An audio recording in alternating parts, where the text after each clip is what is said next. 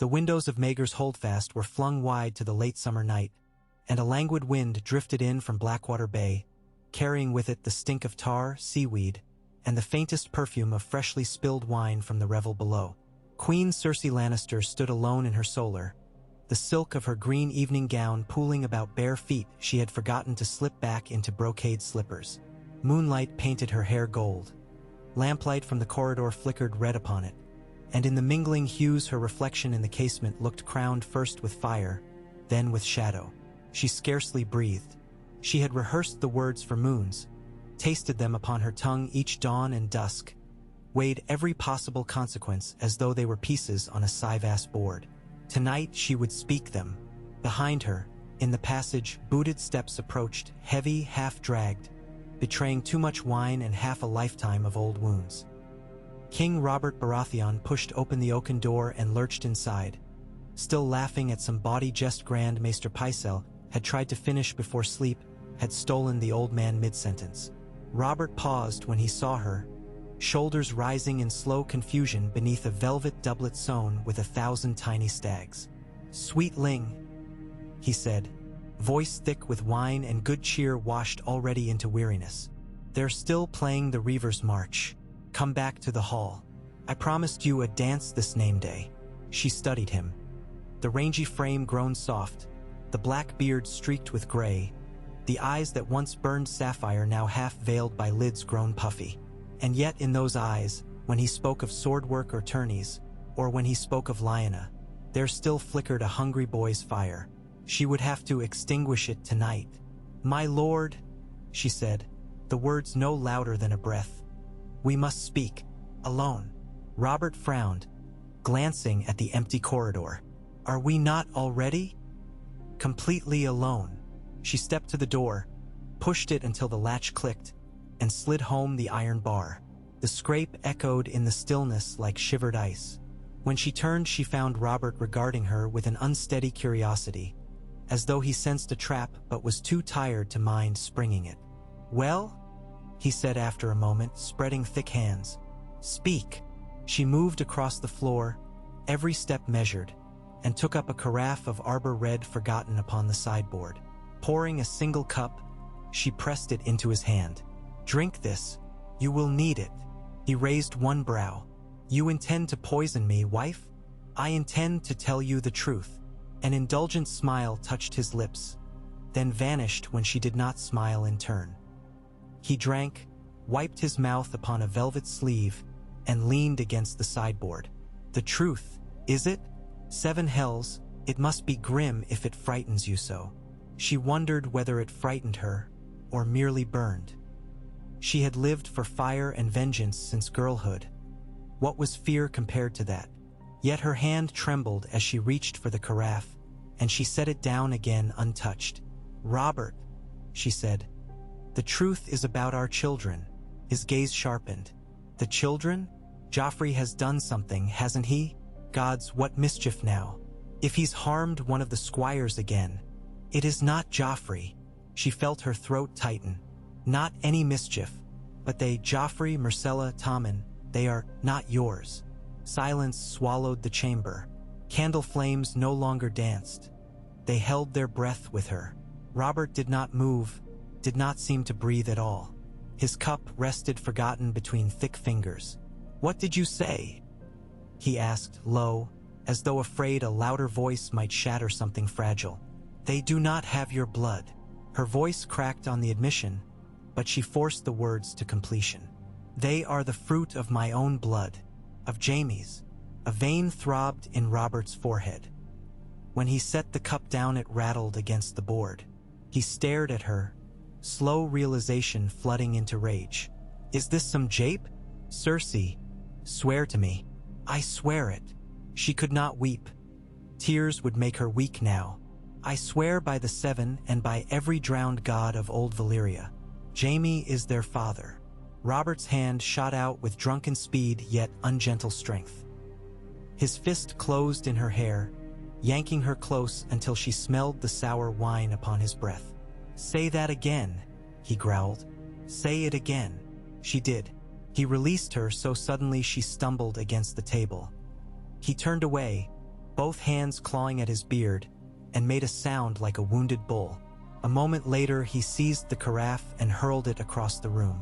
It shattered against the wall above her, crimson wine spattering golden silk like drops of heart's blood. "You've cuckolded me." His roar shook the shutters. 3 times over, and with your own damned brother.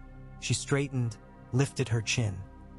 "You never wanted me," she said, the old wound bleeding anew. "Only the memory of Lyanna. You took me for a crown and set me aside like a beaten dog. I would not bear your bastards." "Ishos." He advanced a step, halted as though he struck some invisible cliff's edge. Fury warred with a grief too deep for words. "Why tell me this now?" he whispered. Because she was tired of pretending. Because Ned Stark had begun to sniff round the truth like a wolf in winter, and wolves could not be bribed forever. Because Tyrion's mocking eyes had seen more than she wished. And because, though she scarcely understood it herself, she wished to seize her fate in both hands before others twisted it beyond recognition. "Because someone else will," she said. "If not today, then tomorrow. Better you hear it from me." Robert dragged his gaze from hers, staring at the moonlit window as though seeking solace in the dark beyond. "Better? Gods." He staggered to a chair but missed it, dropping to his knees instead. The great stag brought low, she thought, and a strange pang seized her heart. She knelt too, but not to comfort him, only to meet his eyes. "Say what you will, do what you must, but know that I will protect my children. Nothing else matters." His laughter came in one great gasp, mirthless. "Your children? Bastards born of sin and treason. They are no children of mine." He drew his dagger, hunting steel with a boar's head pommel, and pressed it to her palm. "Swear again if you dare. Swear upon the point." She curled fingers round the cold blade. "I swear." Robert lurched upright. "Then by every god I have, I'll have their heads." She rose as well, heart pounding, and interposed herself though he towered half a head above her. "Touch them and you die." He stared, astonished, as though only in that instant realizing the lioness before him meant every word. Then he shoved past her, flung the bar, and vanished down the corridor with footsteps that shook dust from the beams. Lord Renly Baratheon was first to hear the crash of doors as the king burst into the council chamber at midnight, roaring for wine and steel in equal measure. The small council, Pycelle, Varys, Littlefinger, and Renly himself, had lingered over ledgers and letters while the red harvest moon crept higher. At Robert's entrance, parchment fluttered like startled doves. "What trouble, your grace?" Varys cooed, eyes glittering in soft lamplight. "My wife has betrayed me," Robert thundered. "With Jaime Lannister. 3 children, all bastards, hatched in my own bloody bed." "Silence," Pycelle wheezed. Littlefinger's quill snapped in half. Renly felt every hair upon his arms rise. "We will need proof, brother," Renly managed. "Rumors abound in King's Landing, but—" Robert slammed a fist on the table. "She confessed to my face. That is proof." He whirled on Peter Baelish. "You'll fetch me the gold cloaks, Captain Moore's men. I want them standing ready." "Ready? For what, your grace?" Baelish asked mildly, as though discussing casks of olives. "For purge." Robert's voice broke. "I'll see Lannister seedlings ripped from root. A deer's house is not a warren for lions." Pycelle trembled so hard rings clacked together. "Your grace, Joffrey is prince, heir to the Iron Throne." "No heir," Robert bellowed. "I have no heir. Gods help me, I never had one." Varys folded pale hands in voluminous sleeves. "Your grace, the realm will quake. 3 small children butchered, a queen executed." "Not butchered," Robert muttered, then louder. "Exiled to the wall or to some nun's isle, what do I care? But their claim dies tonight." Renly saw opportunity flicker like candle flame. "Stannis is your true heir," he said. "By rights and blood. Send for him." Robert rubbed eyes gone suddenly old. "Yes, Stannis." He sagged into a chair. "Send Raven to Dragonstone. And fetch Lord Stark from Winterfell." I'll have his counsel. Renly's heart sank. If Stannis came with his grim justice and Eddard Stark with his iron honor, there would be no room for Renly Baratheon in the succession. Littlefinger rose, bowing. As you command.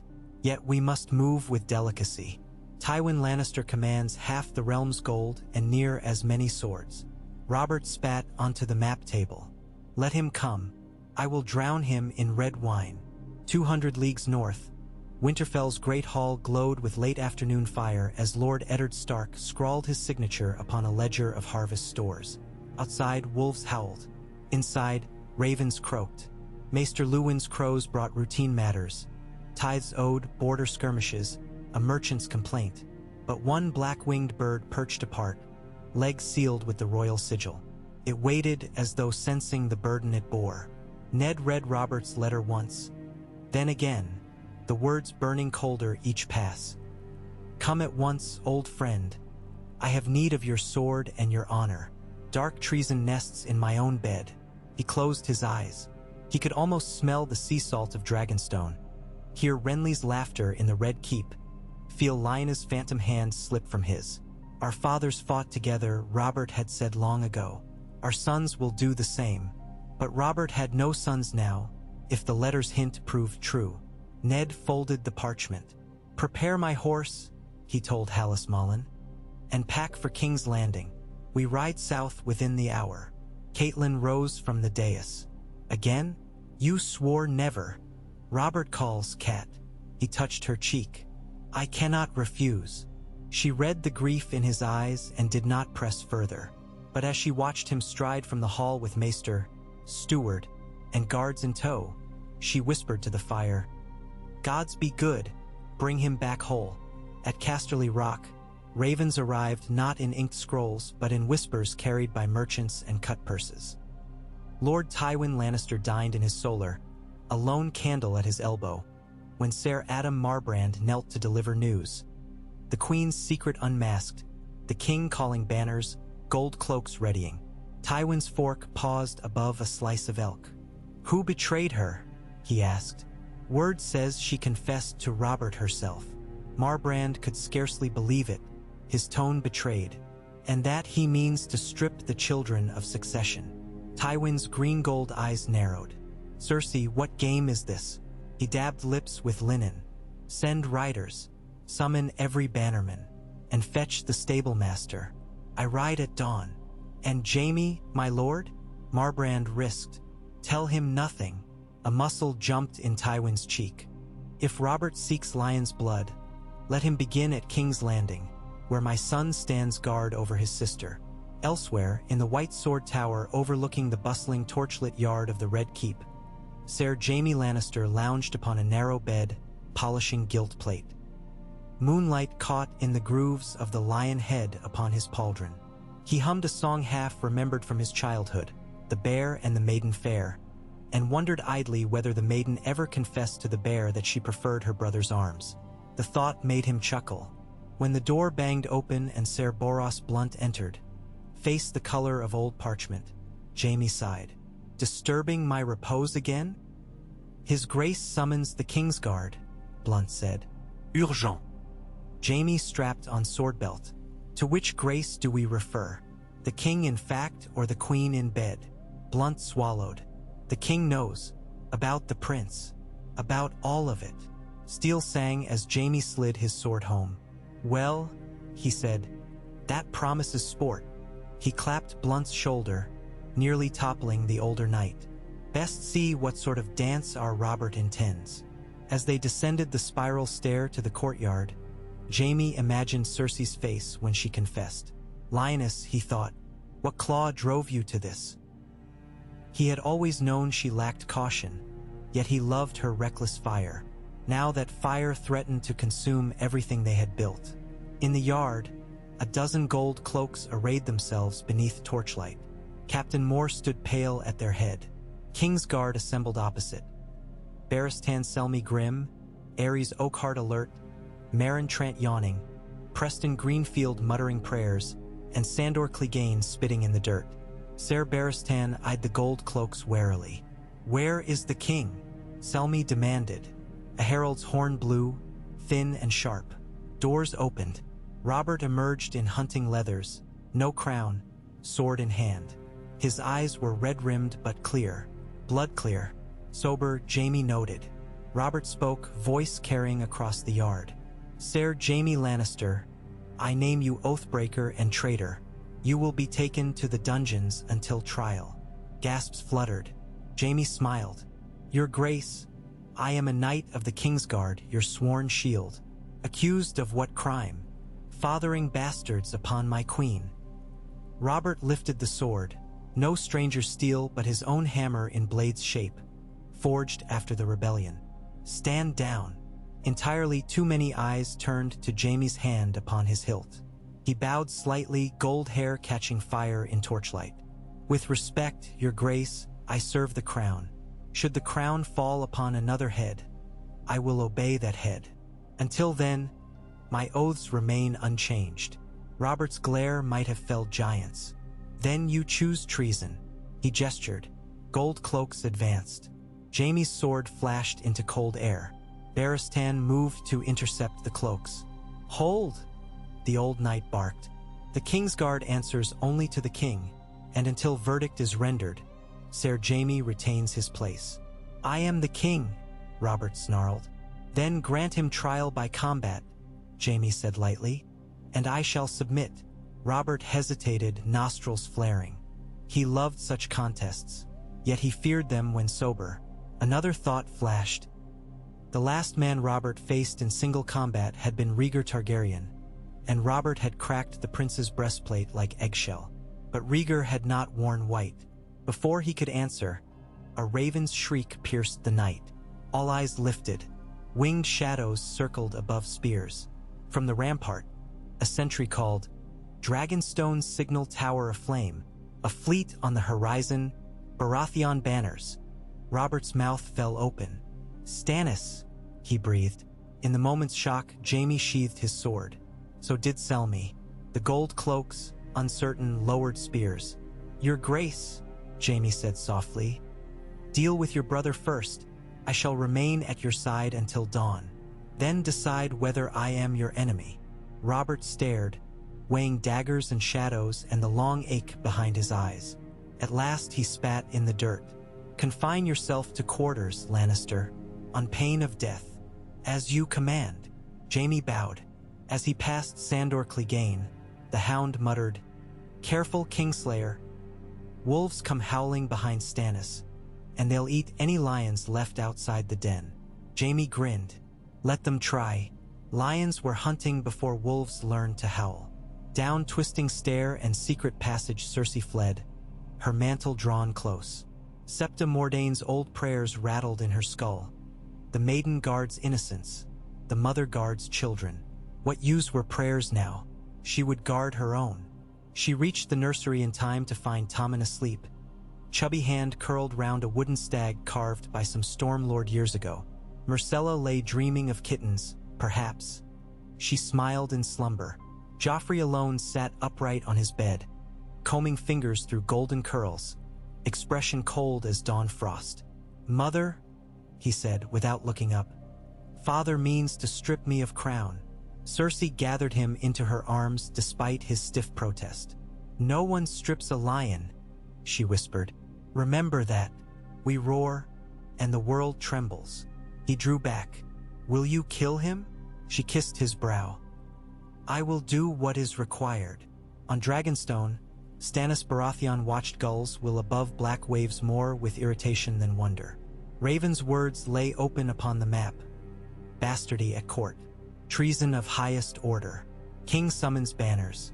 Stannis clenched his jaw until teeth creaked. He had long suspected the truth of Cersei's children. He had written to Jon Arryn once, but Arryn's death ended inquiry. Now the rot lay bare. "Prepare the fleet," he told Lord Valerion. "We sail at once." And in Stannis' eyes burned the fury of one denied for too long his rightful due. East of Bitterbridge, Mace Tyrell's host marched beneath roses bright as sunrise. Word of the Queen's confession passed tent to tent. Lady Olenna chuckled from her palanquin. Baratheon's bicker, Lannister's rage, and the realm will need flowers for the funeral. She plucked a blossom, sniffed it, and ordered the pace made leisurely. Tyrell gold could buy time as well as swords. So the realm stirred, bannermen sharpening blades, ravens bursting from Maester's towers, merchants loading wagons one day northward and the next south, never sure where safety lay. Fires lit the dusk, signal towers, distant estates raised in sudden quarrels, campfires of sellswords licking at the edge of every vale. And in King's Landing, the red keep glowed as though a dragon stirred within, fitful and hungry. In the dungeons of the Red Keep, Varys moved like a pale spider through tunnels older than Aegon's walls.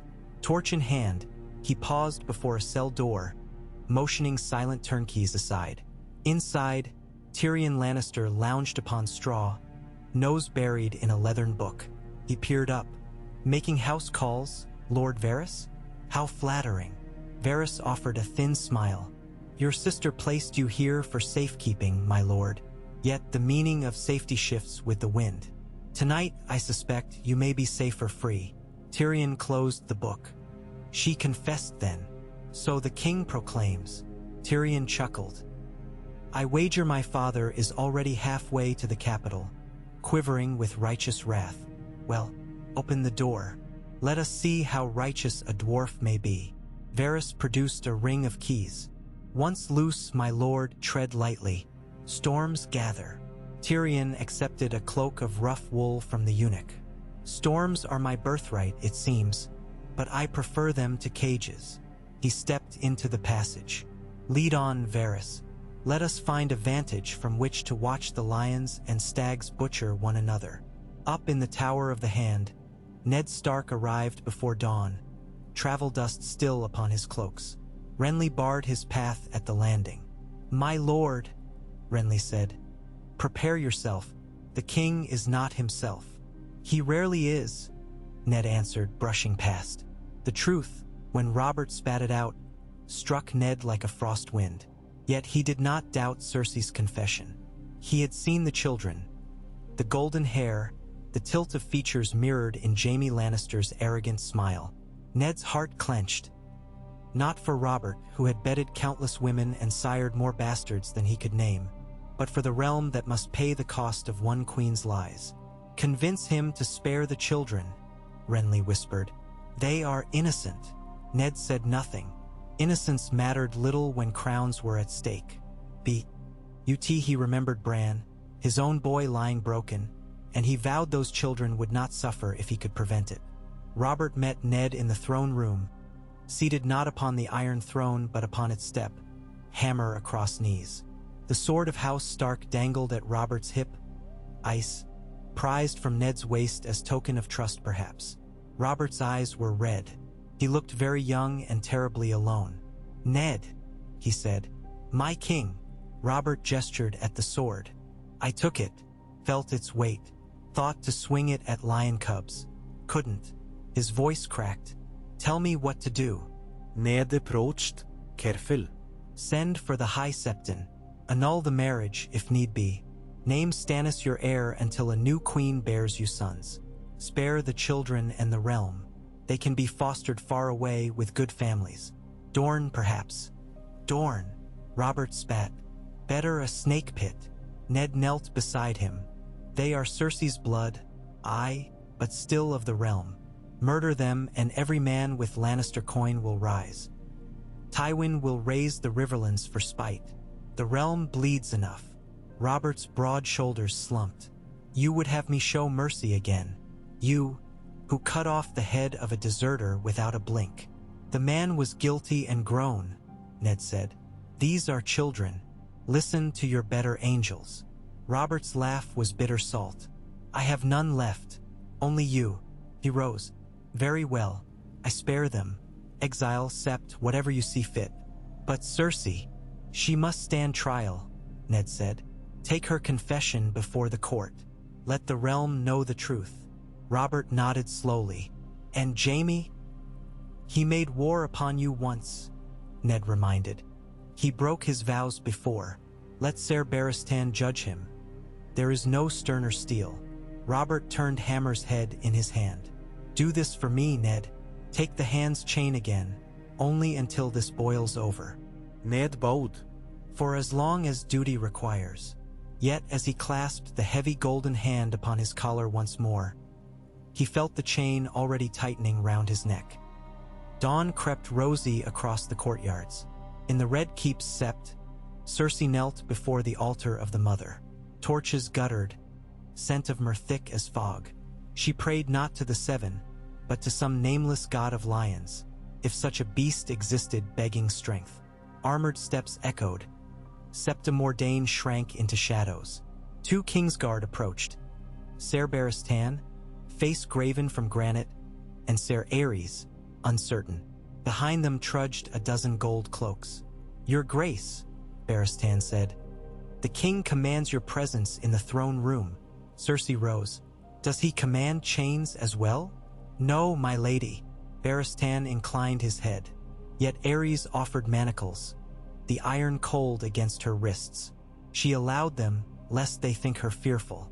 As they led her through winding halls, servants whispered, guards averted eyes. Shame, she realized, was a cloak sewn for other women. On her shoulders it felt ill-fitting. She walked tall. In the throne room she faced Robert. Ned Stark stod nearby, silent. Varys lingered in silk shadows. Littlefinger smirked. Renly toyed with a rose pin as though bored. Jaime was nowhere. Robert stepped down from the throne. "Cersei of House Lannister," he said, voice hoarse. "You stand accused of adultery and high treason. How plead you?" "I confessed," she answered, lifting her shackled hands. "Do with me what you will, but leave my children inviolate." Robert's gaze flickered to Ned. "Lord Stark will decide their fate, by my leave." Cersei laughed. "A wolf to guard lion cubs? See, they are not devoured, Lord Eddard, else lions will feast upon your own whelps." Ned said only, "They will be safe." Robert gestured. "Take the queen to a tower. Guard her well." As gold cloaks escorted Cersei away, she turned once more toward Robert. "You will regret mercy," she said softly. "A lion does not forgive." Robert closed his eyes. Nor a stag, he thought, but said nothing. Outside the city, Stannis' fleet dropped anchor in Blackwater Rush under banners of the crowned stag upon Fiery Heart, sigils of Melisandre's faith raised beside the older banner of Storm's End. The Red Woman stood at his side as gulls screamed overhead. "The night is dark and full of terrors," she whispered. "Yet light shines in your blood, my king." Stannis did not correct her, that he was no king while Robert lived, or perhaps he had begun to doubt the distinction. He stared toward the Red Keep rising crimson against dawn. "Light your fires," he ordered. "Let them see we have come." On roofs and ramparts people gathered to watch twin storms approach. Tywin's host from the west, banners bright as gold, and Stannis' ships black upon green water. In taverns they wagered which lion or stag would triumph, while sparrows prayed for rain to quench both. And in her tower cell, Cersei smiled at dawn's red light.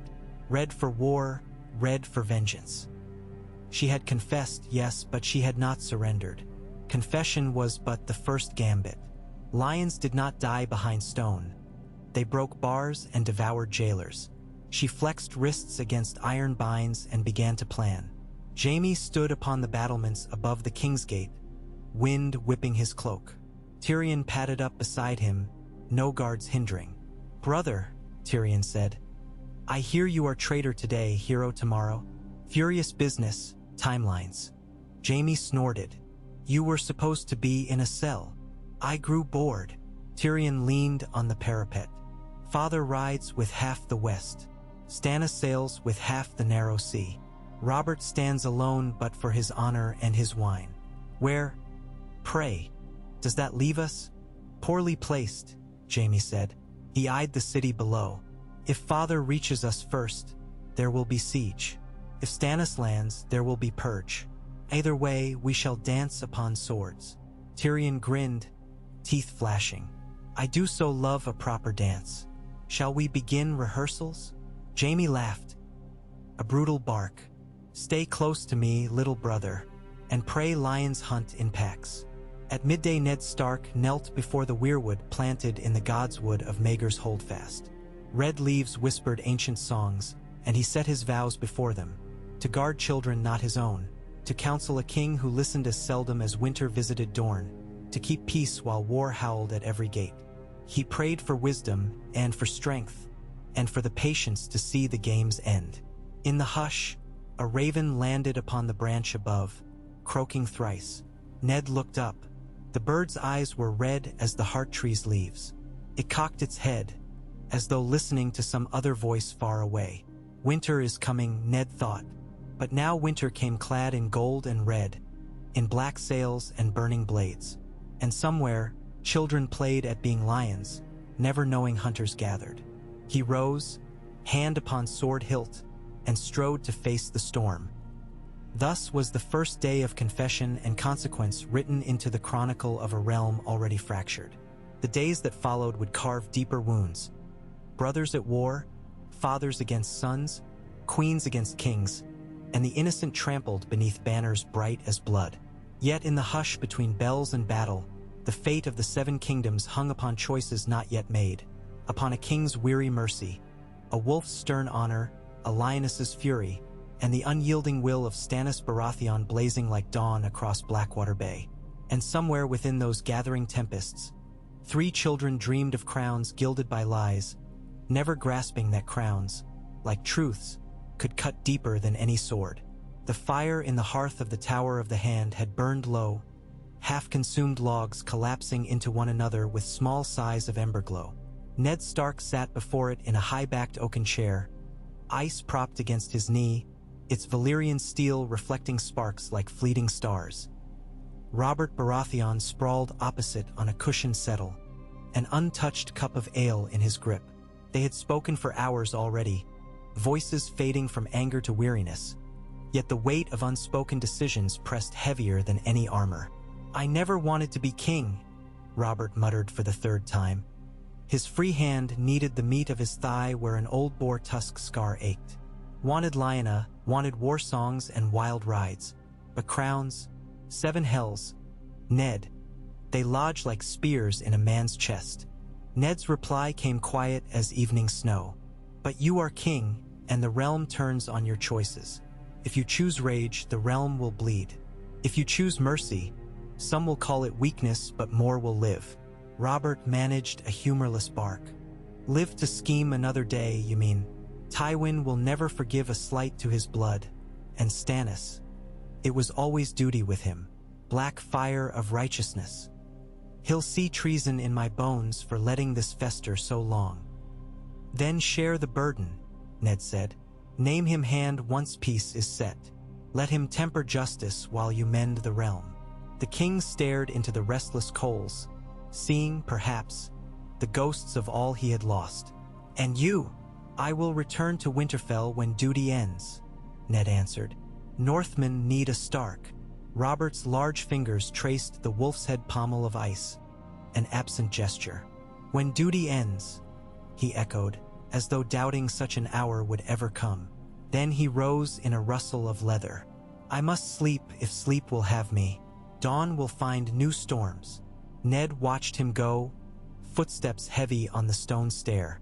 In the silence that followed, he listened to the crackle of wood, and to the distant toll of iron on iron as guards changed posts. At length he sheathed ice, extinguished the hearth's embers with a poker, and sought his narrow bed, though he knew dreams would offer no rest. Across the yard, the Queen's Tower loomed against a sky clouded with clouds. Inside, Cersei Lannister paced her chamber like a panther in a too-small cage. The manacles had been removed. Robert had decreed she be treated with dignity until trial, but 6 guards ringed the corridor, and one waited inside, helm under arm. Ser Sandok, a quiet man from the Crownlands, stood pale as chalk beneath her gaze. "You have a daughter, Ser Sandok?" she asked, pouring wine from a thin-necked flagon into 2 cups even as she paced.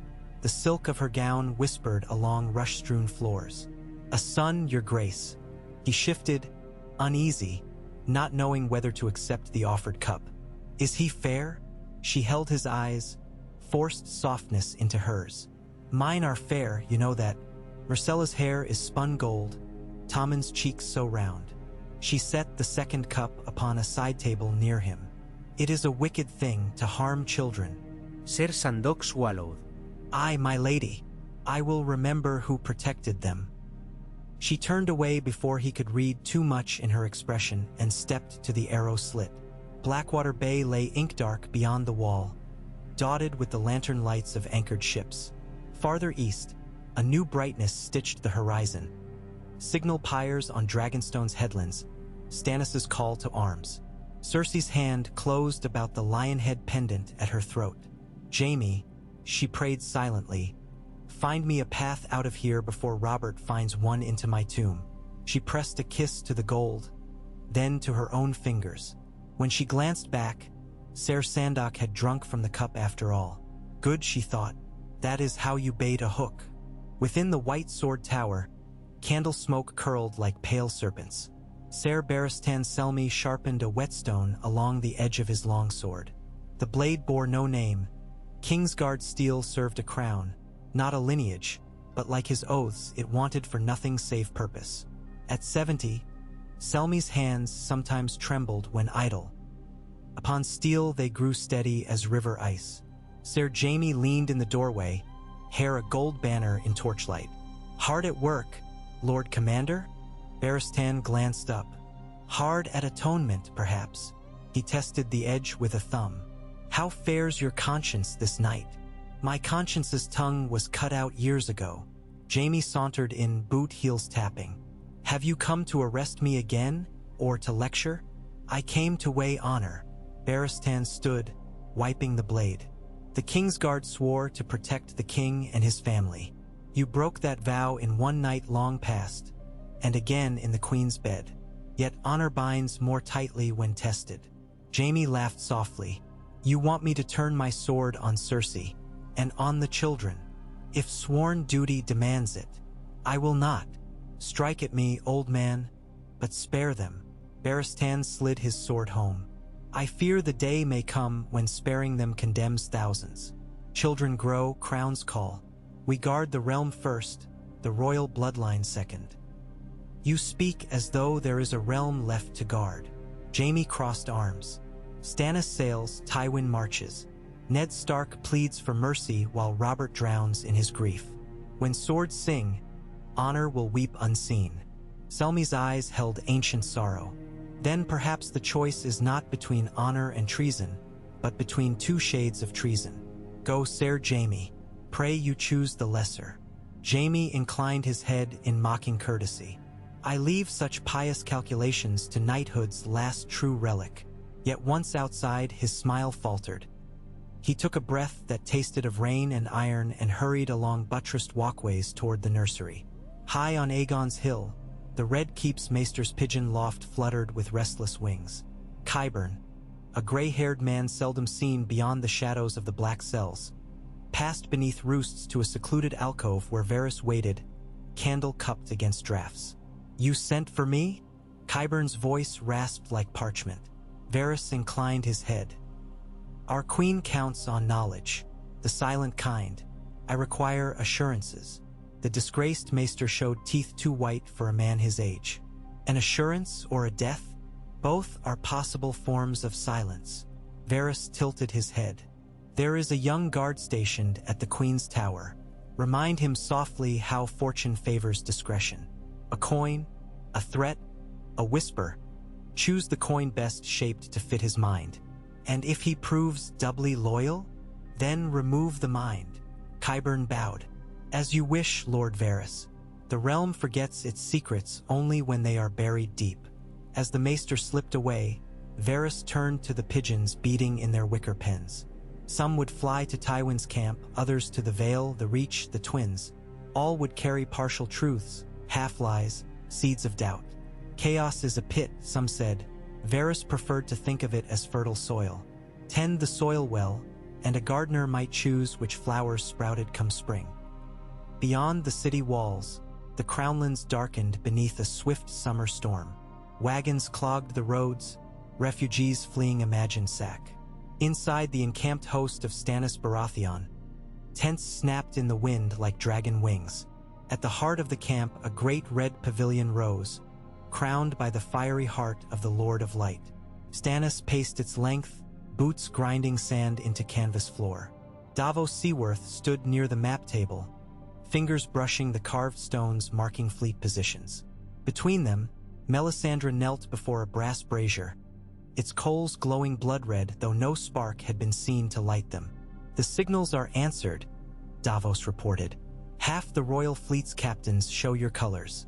The rest cower upriver beneath the castle's scorpions." "Cowards," Stannis growled. "They'll join when they see who wears the crown by nightfall." Melisandre's eyes reflected flame. "Light and shadow wage war. I have seen a stag crowned in fire, standing upon a field of skulls. Only his surrender to the Lord of Light spares the world a long darkness." Stannis halted before her. "I have surrendered much. What does your god yet desire?" "A king's blood," she whispered, "offered freely as the fire's demand. The usurper's blood, or the bastard's. Either can wake the stone dragon beneath Dragonstone, shaping victory." Davos flinched. "Bastard?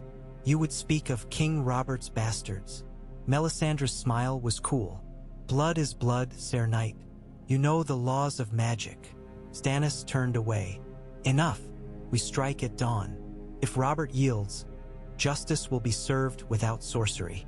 "He will not yield," Melisandre warned. "Then he will die." Stannis's voice sounded wintry even to his own ears. North of the Tumblestone, Lord Tywin Lannister's army advanced in crimson tides through fertile river fields. Rain darkened the lion banners to ruddy brown. In the Lord's wheeled pavilion, maps spread across a trestle.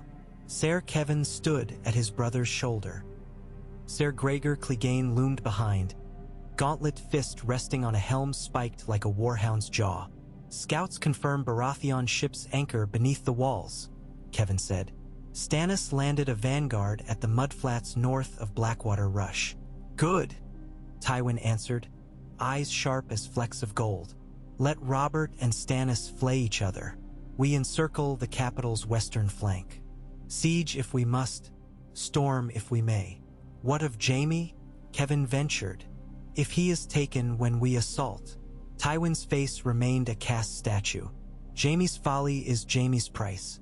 I will not trade victory for sentiment." Ser Gregor's harsh laugh rattled kettle helms stacked beside him. "Shall I ride ahead, Lord Tywin? Clear villages, seize grain. Take only what the army needs," Tywin ordered. "But leave no enemy swords to our rear." He tapped the map where a slender road wound through hilly woods. "And send riders south to Highgarden. If Mace Tyrell dithers long enough, he may decide his roses look better red than gold." As Kevan stepped away to dispatch orders, Tywin lingered over a small ivory carving, the shape of a lioness perched in the square of King's Landing. He flicked it onto its side. "Kings rise," he murmured, "but lions endure." In a lesser courtyard of the Red Keep, Renly Baratheon paced beneath a cloister of arched stone. A single red rose tucked in his lapel drooped in the damp. Loras Tyrell shadowed him, helm under arm. "Stannis will not compromise," Renly said. "Robert listens only to Ned Stark." And Tywin's host crests the horizon. "Seven hells, Loras. This is no game. Yet you play it better than your brothers," Loras replied, voice soft as petals.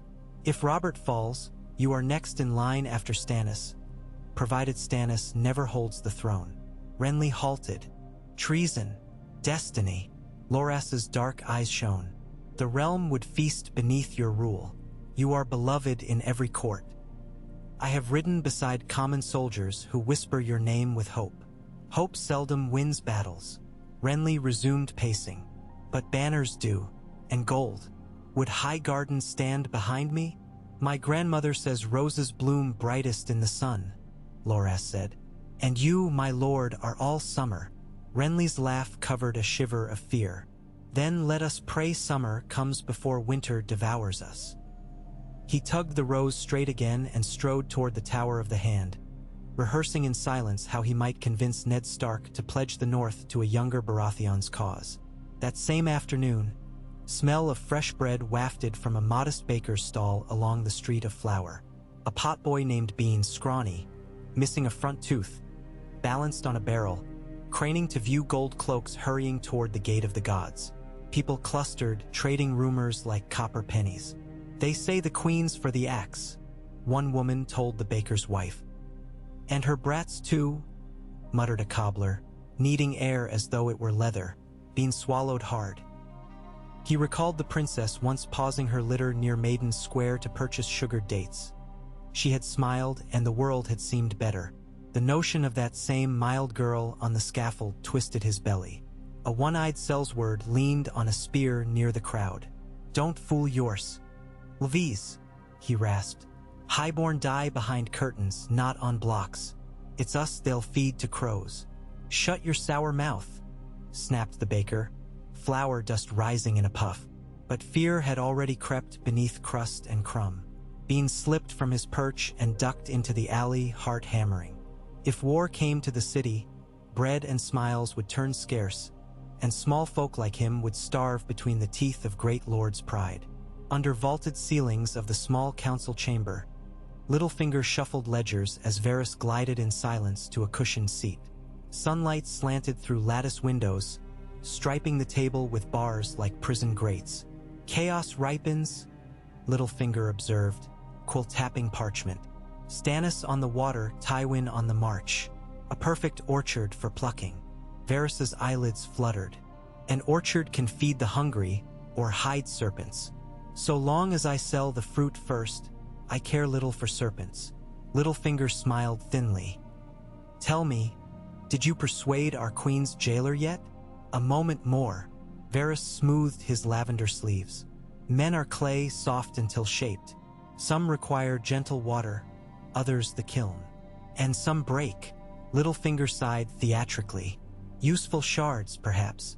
A hush stretched between them, filled only by the distant caw of ravens. Each wondered which secrets the other already possessed, and which coin might buy the rest. In King's Landing, words were daggers. Spoken too freely, they killed more surely than steel. Evening settled drab and humid. In the nursery suite, Tommen played quietly with painted wooden knights, lining them as defenders atop a block tower castle. Myrcella hummed a Bravosi tune, plucking at a simple harp. Joffrey paced the rug, hands clasped behind his back like a general inspecting troops. Jaime entered, closing the carved door behind him.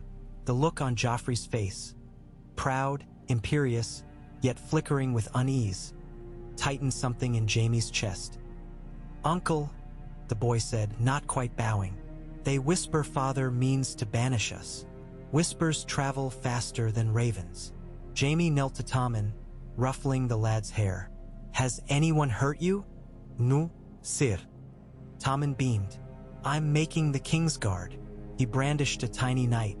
Jaime's smile tugged crooked. He rose, motioned Joffrey aside.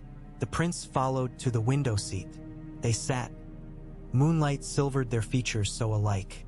"Whatever happens," Jaime said, keeping voice low, "remember you are a lion. The world may deny it, but truth lives in blood." Joffrey's jaw tightened. "Father threatens to strip me of crown. Will you let him?" "I will stand between you and any blade," Jaime promised. "But there are battles even a swordsman cannot win with steel. Some require patience." "I hate patience." Joffrey's fingers curled until knuckles paled. "Stannis will seize my throne if we wait." Jaime studied the boy he had sired but never truly fathered. "A throne must be earned, Joff. By courage, by wisdom, or by fear. Choose wisely which you wield." Joffrey's gaze remained on the darkness beyond the glass. "I will wield both." Deep underground, in warrens not marked on any map, Qyburn met Ser Sandok at the mouth of a torchlit corridor. The guard's eyes were glassy from wine and fear. Qyburn cooed, guiding him forward. "Your loyalty is admirable, Ser. The queen's safety should never hinge on half measures." "I will serve," Sandok breathed, though uncertain whom. Qyburn opened an iron-bound door. Inside, a man strapped to a table whimpered, gag stuffed with linen. Instruments gleamed amber in brazier light. "Observe," Qyburn said, picking a slender blade. "Pain teaches truth swiftly." Sandok reeled, hand to mouth. Qyburn's smile never reached his eyes. "A simple choice. Obey the spider's whisper, or learn the tick-tock of your own bones. Which shall it be, my brave knight?" Sandok fell to one knee. "What do you require?" "A key," Qyburn chuckled. "To a tower and to a heart. Bring me both, and walk away whole." That night thunder rolled low over the city. In Robert's apartments, the king dreamed of the trident. Sunlight glared off Rhaegar's rubied breastplate, the prince's face serene even as Robert's warhammer smashed him down. Yet when Robert knelt to peer at his fallen foe, golden hair spilled from the helmet. Lyanna, eyes open, whispering, "You killed our children." Robert woke with a sob, sweat soaking linen. A moment later he poured wine, though it tasted of ashes. From the balcony he could see torches lining the Blackwater, like a long necklace of fire. Stannis's ships, and beyond, in the dark, perhaps the pale sails of Euron Greyjoy, or the silent prow of a Lysene slaver. Every night conjured new phantoms. Robert turned from the view, shoulders bowed. "Ned," he muttered, "why did I trade war for crowns?" But the answer lay buried with Rhaegar in the river mud, and with Lyanna beneath Winterfell's vault. On the morrow, the small council convened beneath banners trembling in storm wind. Ser Justin Massey, envoy of Dragonstone, was ushered into the room, sea cloaks still dripping. He knelt before Robert. "In service to King Stannis," Massey declared, "I bear terms. Queen Cersei, Ser Jaime, and their bastard issue to be delivered for judgment. Lord Tywin to lay down arms, Robert Baratheon to abdicate and enter the faith's custody. In exchange, Lord Stannis offers clemency to the city and safe passage to the north." Littlefinger's snort cut the hush. "Generous as always, dear Stannis." Robert's eyes kindled. He bounded from his seat, seized Massey by collar. "Tell my brother he's welcome to my crown, if he wrenches it from my dead hands." Massey's smile was thin ice. "Then his grace will oblige." Ned intervened, pulling Robert back. "Hold, your grace. This envoy is sacred under guest right." "Guest right ends at treason," Robert snarled. But Ned's look steadied him, old as memory. Robert released Massey, chest heaving. "A message for Stannis, then," he growled.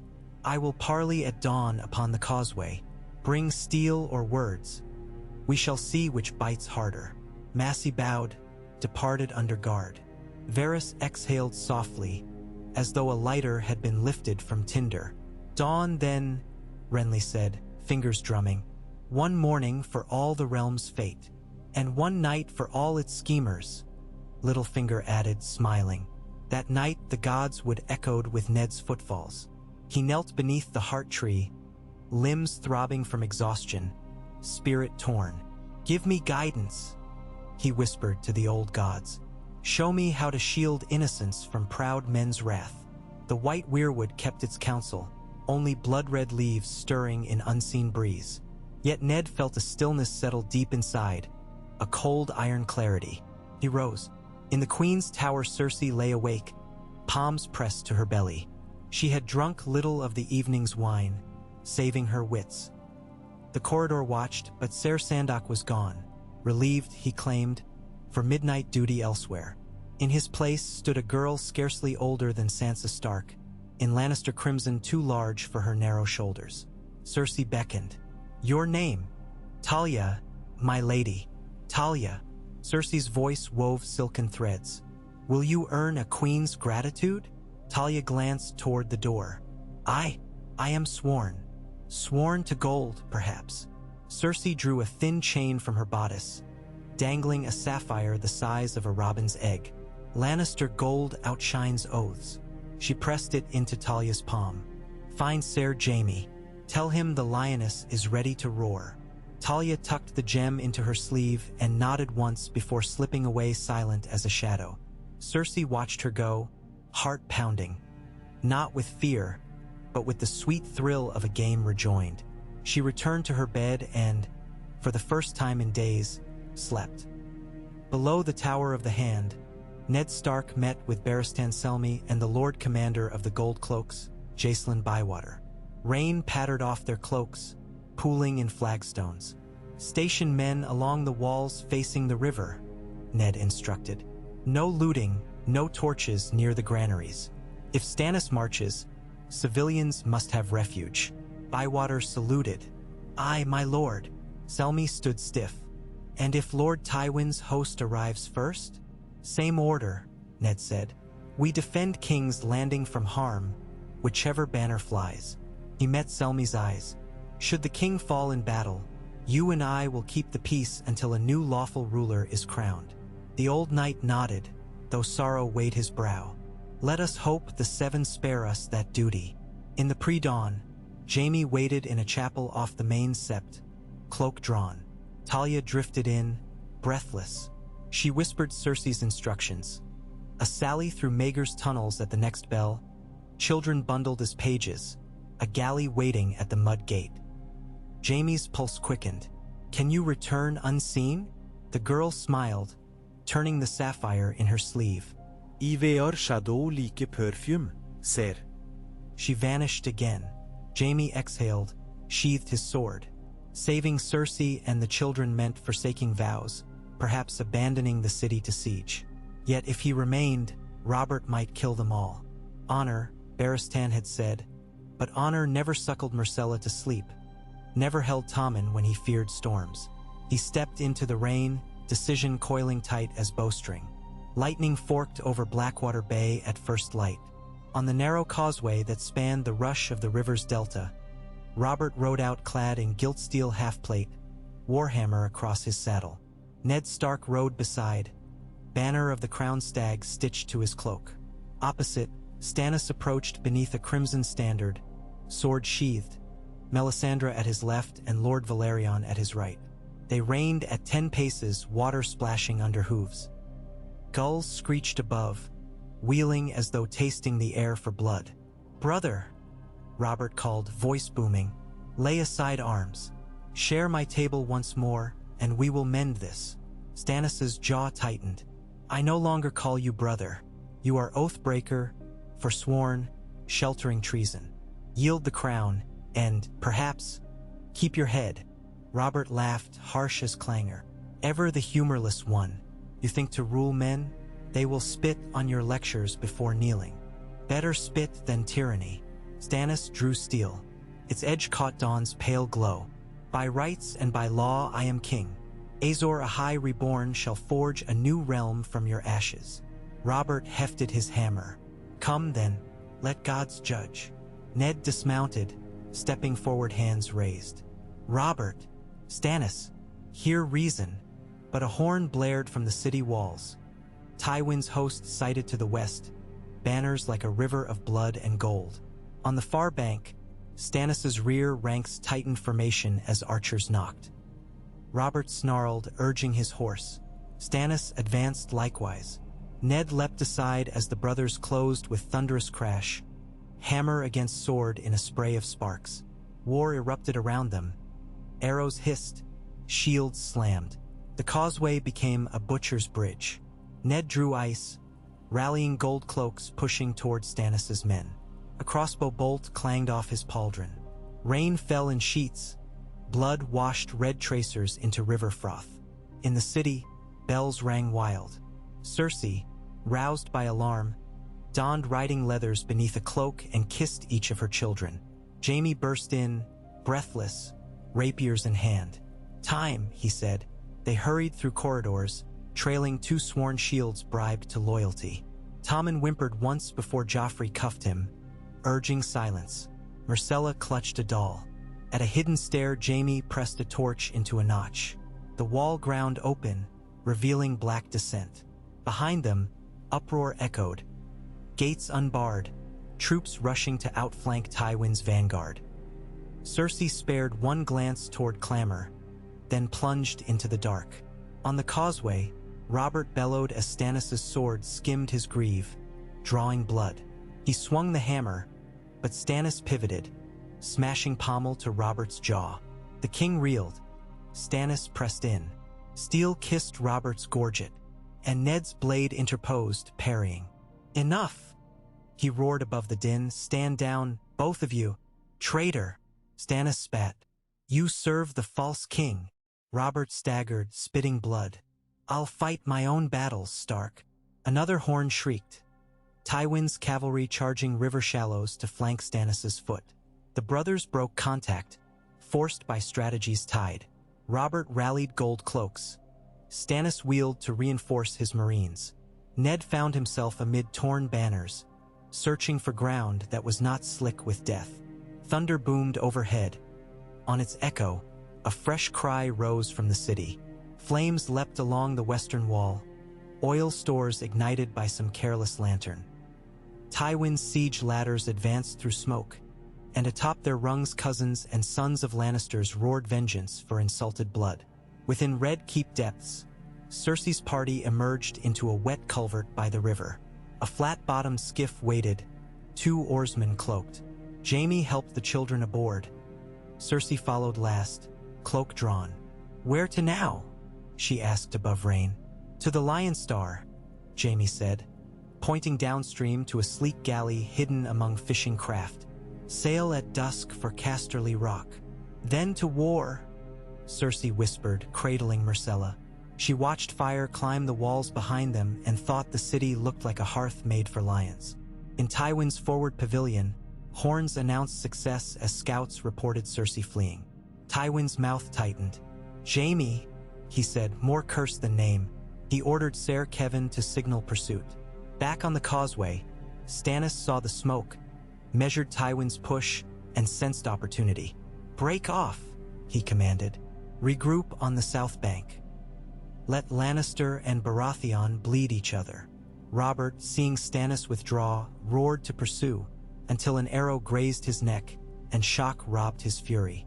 Ned caught him, hauling him behind shields. Blood sheeted down Robert's gorget. "Maester!" Ned shouted, but no one answered amid chaos. Robert's eyes focused on Ned. "Take the city," he rasped. "Protect my people." His grip slackened. "Stay with me," Ned urged, pressing cloth to the wound, but Robert's eyes rolled white.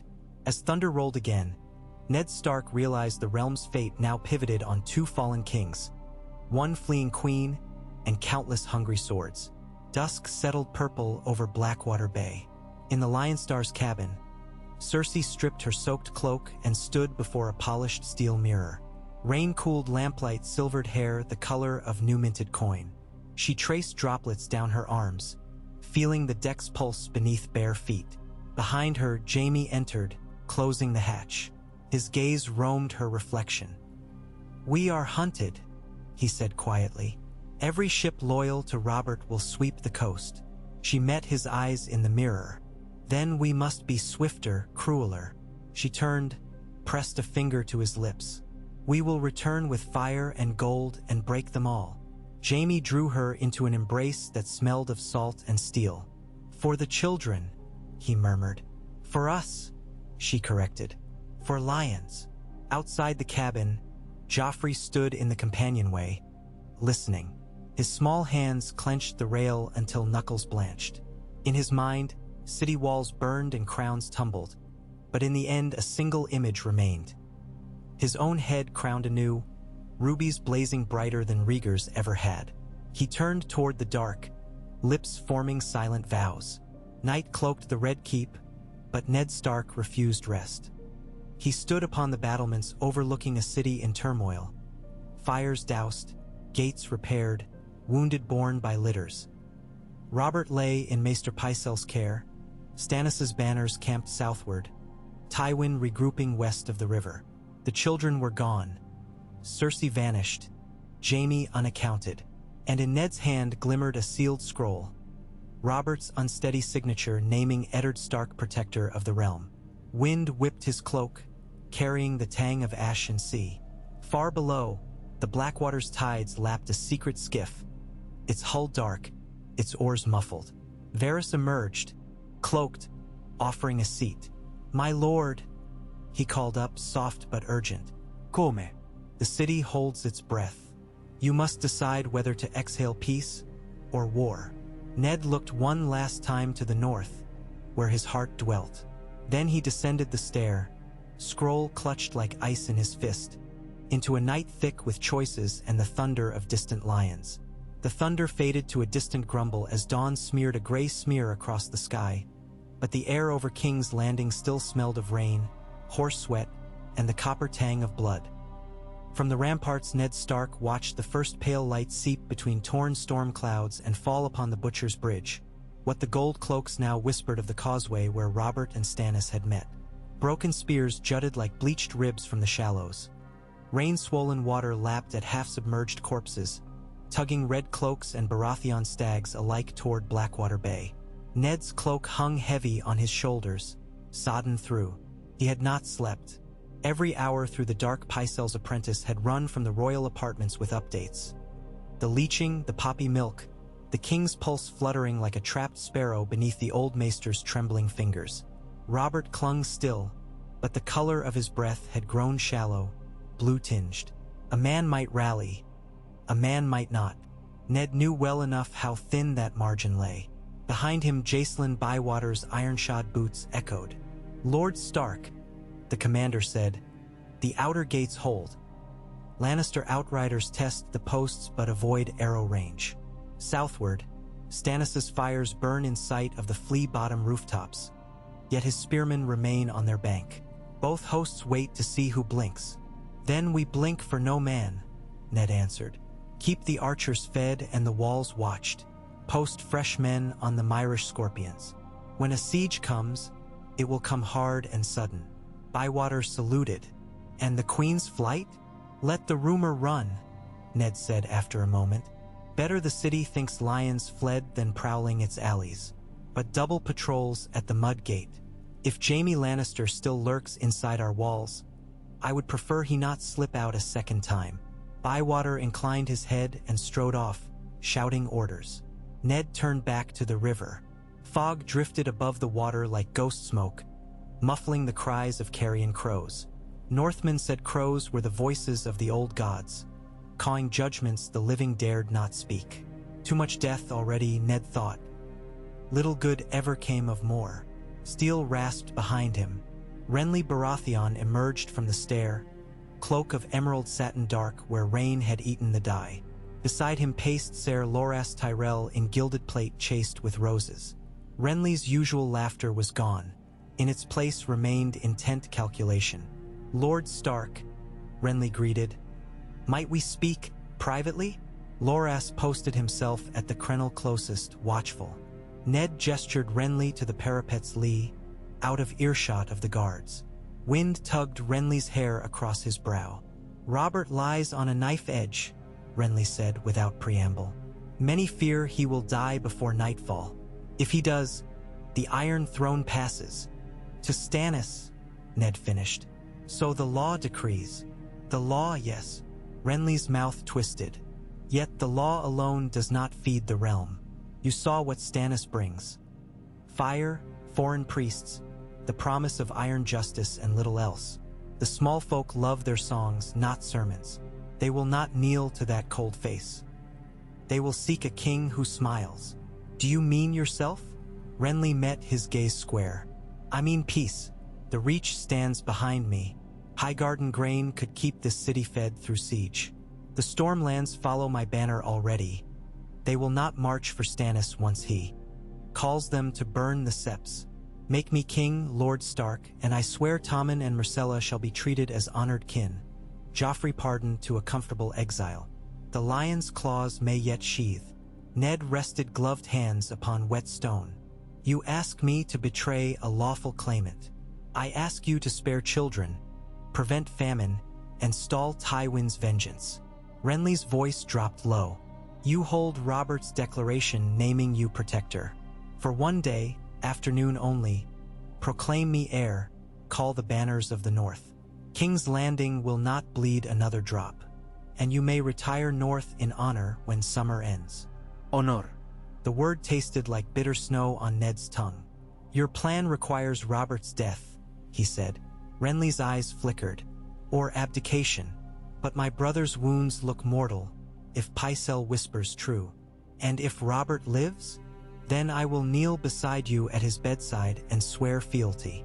But the realm mustn't hang on a festering wound. Renly laid a hand on Ned's vambrace. Think, Lord Stark. Stannis and Tywin will meet in steel. Your daughters lie still in the castle.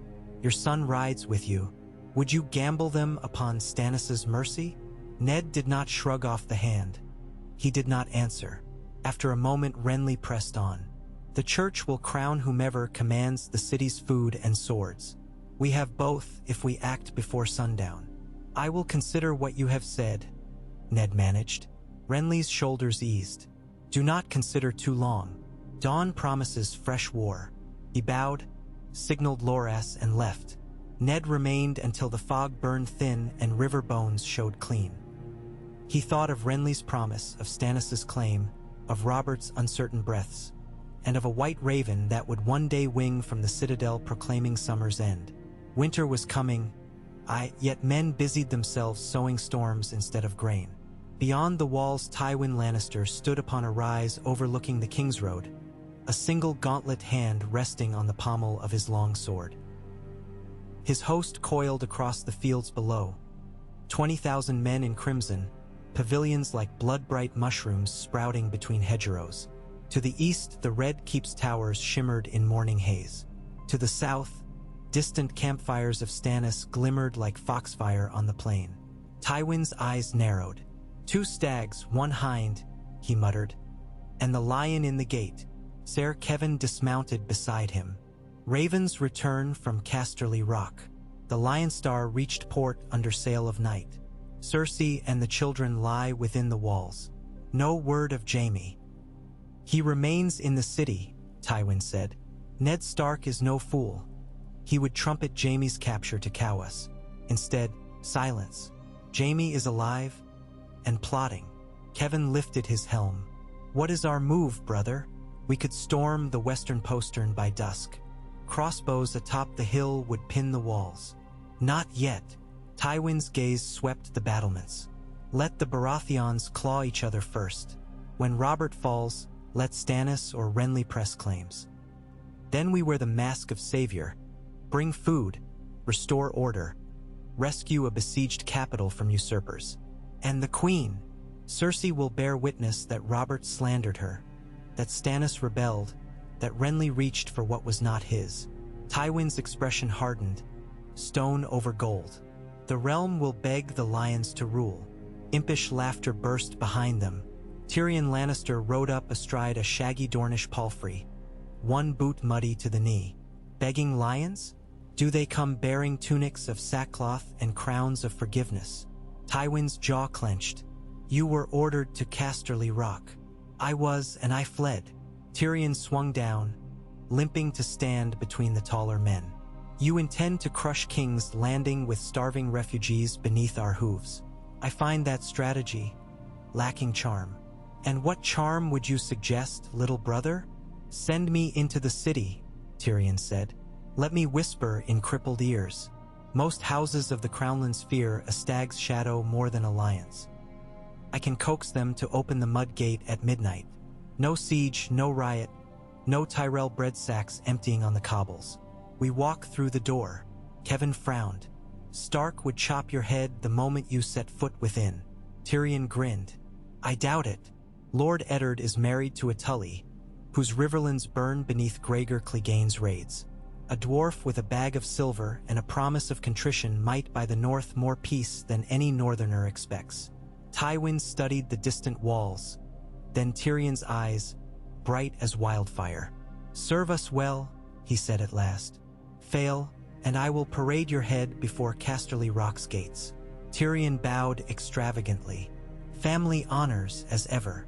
He mounted and rode toward the dust swirls of the camp. Ser Kevan exhaled. Risky. Everything worth gold is, Tywin answered, and signaled messengers to prepare a small envoy under Nightfall's cloak.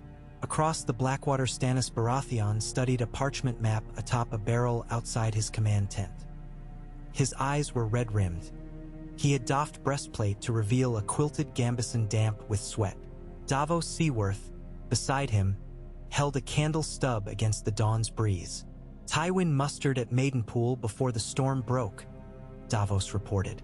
He pushes north to cut our supply road past Duskendale. If he wheels west, he may strike King's Landing with fresh stores and coin to sweeten the guards. Let him strike, Stannis said. When the city opens, it opens to me. Baratheon blood rules. His gauntlet knuckles wrapped the sigil carved of driftwood. A crowned stag surmounted by a red heart. Our siege towers ready? Nearly. Davos hesitated. Your Grace, the men whisper about Melisandre's fires. They fear the flames more than Lannister steel. They think you mean to burn prisoners. Stannis's mouth pinched. Which men? Sailors, oarsmen. Some knights. Davos shifted. They are good men. They remember Lord Florence's nephews charred on Dragonstone. Heretics. Stannis's eyes flicked north where smoke still drifted from King's Landing's walls. The Lord of Light requires sacrifice. Without flame, no shadow is cast. We fight shadows. Davos bowed his head. He feared shadows less than men who worshipped them. Yet he remained silent, loyal beyond fear. Melisandre emerged from the tent, scarlet robes fluttering. Storm's end comes, she said, voice smooth as embers. This day Azor Ahai must taste king's blood. Stannis's jaw clenched. Robert yet lives. A king's blood indeed, but not mine to take while he breathes. The red woman's lips curved. There is another. Bastard blood, still royal, hidden in the city. Let shadow find him. Then the stone beast beneath Dragonstone shall roar in waking, and walls will crumble like wax. Davos shivered despite himself. Stone dragons and bleeding stars were tales sailors told to frighten cabin boys. But a king's bastard, Edric Storm? The boy fostered at Storm's End? If Melisandre meant to bleed that child. Davos clenched broken finger stumps inside leather and prayed to the mother that rumors lied. Within the Red Keep's maester's tower, Pycelle hovered over Robert Baratheon. Lanterns guttered. Sweat glistened on the king's brow.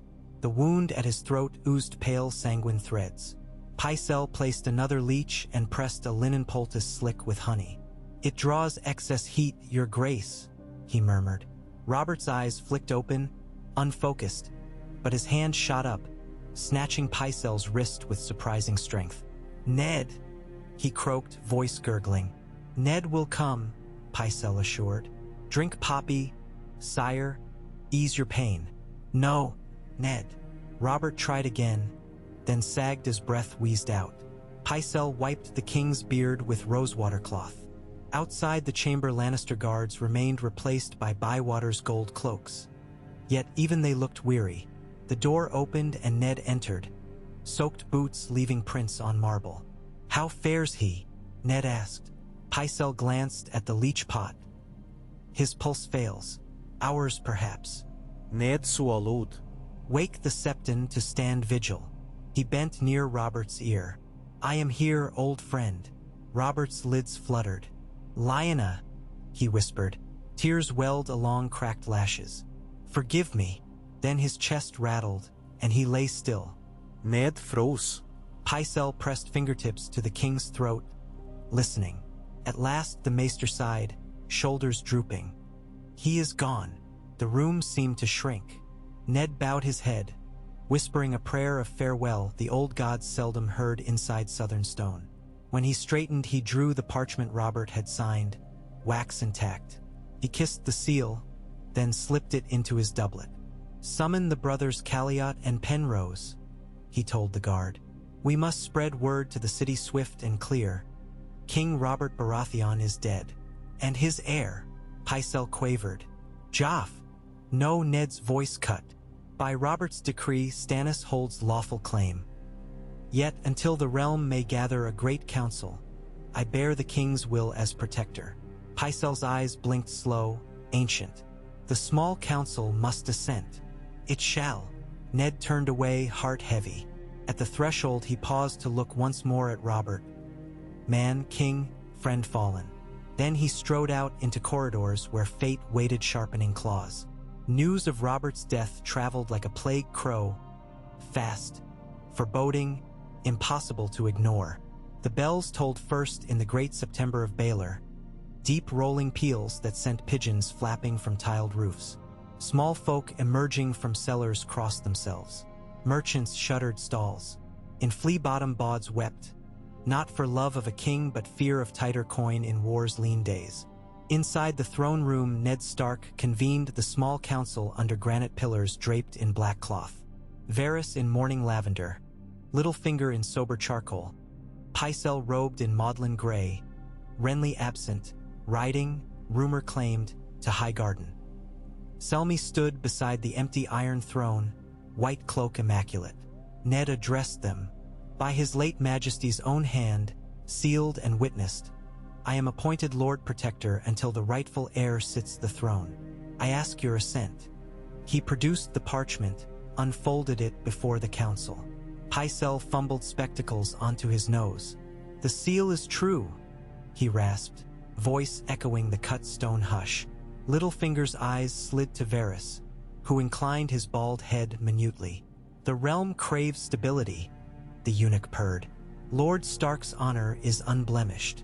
Then let it be writ, Ned said. Proclaim a city-wide peace. No man draws blade save to defend these walls. Word goes to Stannis, to Renly, to Lord Tywin. I invite peaceful counsel. Littlefinger tapped quill against his lips. Peace, yes, though Tywin's coins by many swords. Perhaps you might sweeten Casterly appetite with a gesture? The Queen Mother, after all, flew to his arms. Ned's mouth tightened. I will not ransom justice for coin. Varys fluttered fingers. Justice can be sharpened by patience. The cubs in Casterly Rock remain hostages of a sort. So long as they live, Tywin will think twice. Selmy straightened. Lord Protector, if I may speak. The King's Guard stands sworn to guard the next king, whomever he be. Until that king is crowned, we are yours. Ned nodded. Then I charge you, Ser Barristan, to send riders to Dragonstone under flag of truce. Inform Lord Stannis of his brother's passing. Invite him to King's Landing to claim his crown in peace. Littlefinger's smile curled mischievous. Brave to trust Stannis's mercy. Brave or necessary, Ned said. Without legitimacy, crowns are gilded lies. The council adjourned. Littlefinger lingered, quill twirling. Old friend, he said. If Stannis refuses parley and marches instead, what then? Then we hold the city until the realm decides, Ned answered. Littlefinger's eyes glinted. And if Renly returns with roses at his back? One problem at a time. Littlefinger bowed away. Ned felt a chill, not from the damp walls, but from the murmur of plots coiling like serpents unseen.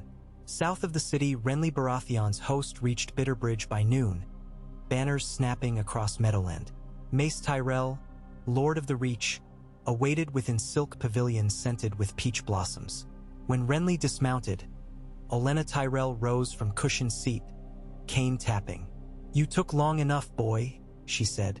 Tea grows cold. Renly kissed her cheek. Forgive the delay, Lady Olenna. The king dies slower than rumor travels. So he is dead after all. Olenna's sharp eyes weighed him. Poor Robert. Piss anywhere you like. Nonsense everywhere else. Renly turned to Mace.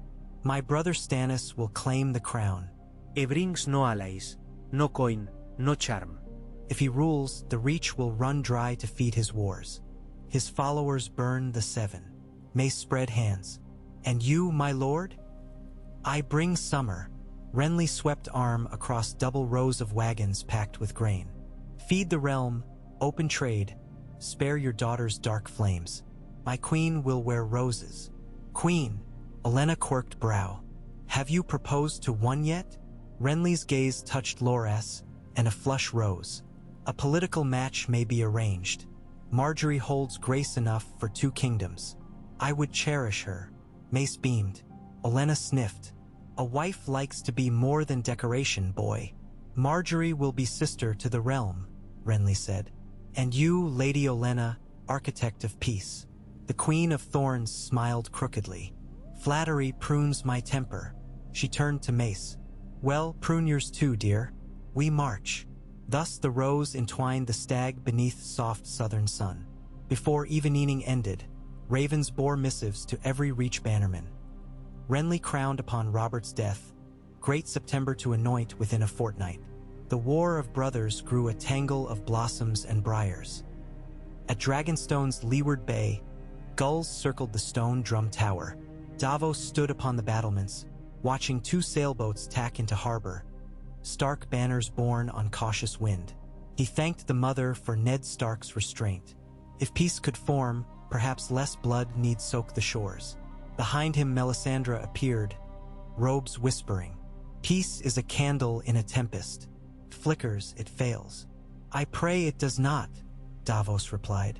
Prayer cannot quench destiny, she said. Azor Ahai must yet rise. She drifted away before Davos could muster answer. He looked inland where smoke spiraled from Dragonmont's vents. If gods walked that isle, they seldom walked gently. Nightcloth shadows draped King's Landing. In a top-floor garret overlooking Rhaenys' hill, Tyrion Lannister sipped wine sweetened with duskberry. Beside him, a plump washerwoman named Cavella watched the street through slats. 2 gold cloaks, she whispered. One carries a torch, one a spear. Tyrion nodded. They will turn at the September's corner. Wait now. The woman opened a trapdoor in the floorboards. Up clambered a youth wearing the soot-black of Flea Bottom, clutching a scroll sealed with broken wax. Tyrion cracked the seal. Inside he found Ned Stark's proclamation naming himself protector, inviting Tywin to parley. Well then, Tyrion murmured. A Stark invites a lion to supper. Shall we bring flowers or fangs? He paid the messenger with silver stags, winked at Cavella, and clambered down the back stairs. At the alley mouth Bronn waited, sword loose in baldric. News? The sellsword asked. Fresh meat on the board, Tyrion said. Fetch Shagga and the hill men from their den. We call on a wolf. Bronn's eyebrow rose. Planning to bargain? Planning to survive. Tyrion tucked the scroll into doublet. Starks kill less impulsively than Baratheons or lions. A good place to start. They melted into shadow. Inside Maegor's holdfast, Sansa Stark and Arya huddled upon the featherbed they once shared as children, though they quarreled nightly now. Sansa's eyes were red from weeping, Arya's from stubborn wakefulness. Father will send for us soon, Sansa whispered. He must. He should let us ride with the gold cloaks, Arya said. I wouldn't fear a battle if I had Needle. Sansa clutched her sister. Needle can't stop armies. It can stop one man. Arya's hand closed as if around the hilt. If Joffrey shows his face, Sansa trembled. Don't speak of him. Arya went silent, feeling the gulf between their fears. Outside, thunder muttered across the sky again, as if the storm had only roamed the horizon to gather strength for a second strike. Aboard the Lion Star, halfway to Fair Isle, Cersei emerged onto the foredeck. The sea smelled of kelp and distant storms. Jaime stood by the rail, sharpening a long dirk, gold hair whipping in wind. Scouts on the masttop sight sails eastward, he said when she approached. Not crowns, small trade cogs. We should reach Lannisport by dawn tomorrow. Cersei gazed north where clouds glowed faint with hidden moon. Send word to father. Gather every bannerman. We ride for Riverrun first, cut the riverlands from Stark supply lines. Then sweep on King's Landing before Stannis sits the throne. Jaime sheathed the dirk. And if Renly beats us, then we pluck his rose by the root. Father will coax Tyrells with marriage again. Tommen perhaps. Or Myrcella, if Mace values bloodlines. Jaime leaned elbows on rail. What of Joffrey? Cersei's jaw tensed.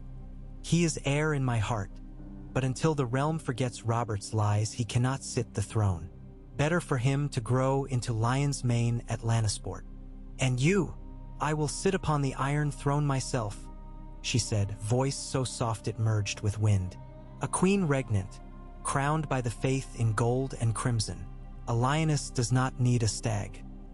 She turned to him, eyes liquid with fierce fire.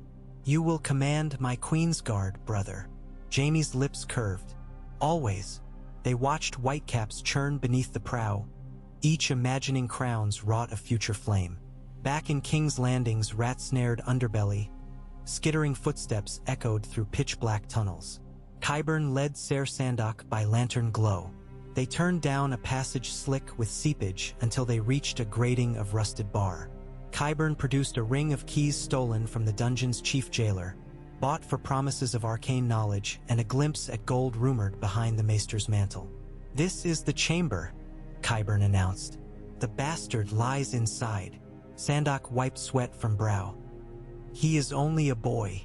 King's blood ages quickly." Qyburn slid the key. Hinges wailed. Inside, Gendry Waters, broad-shouldered Smith's apprentice, stared up, chain around ankle. His blue eyes flashed anger. "Who are you? Where's the fat gold cloak who brought my stew?" Qyburn entered, syringe glinting. "Your pardon, lad. We require a drop of blood." Sandok hesitated, horrified. Gendry braced like a bull. "Come near with that poker," he growled. "I'll break your neck." Qyburn shook his head. "Stubbornness breeds pain." He motioned to Sandok. "Hold him." The guard did not move. "Hold him," Qyburn hissed. "Our lives depend." Steel sang. Sandok drew sword on the maester. "Enough. This is murder, treason, witchcraft." He raised blade. "I'll not serve it." Qyburn backed away, syringe trembling. "You think refusal saves you? The Red Woman already moves in shadows. If she fails, Tywin succeeds. Either way, the boy's blood spills. You'll not spill it with my hand." Sandok kicked the cell door open. "Run, lad." Gendry blinked, then barreled out, chain rattling. Sandok shoved Qyburn aside.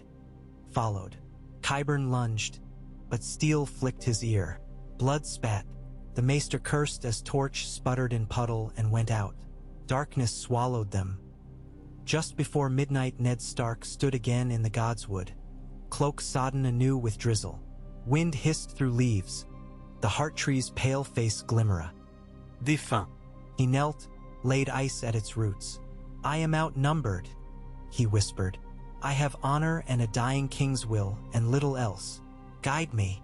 A soft step behind. Ned half rose, hand on dagger. Varys emerged from shadows, palms raised. "Forgive the intrusion, Lord Protector," the eunuch murmured.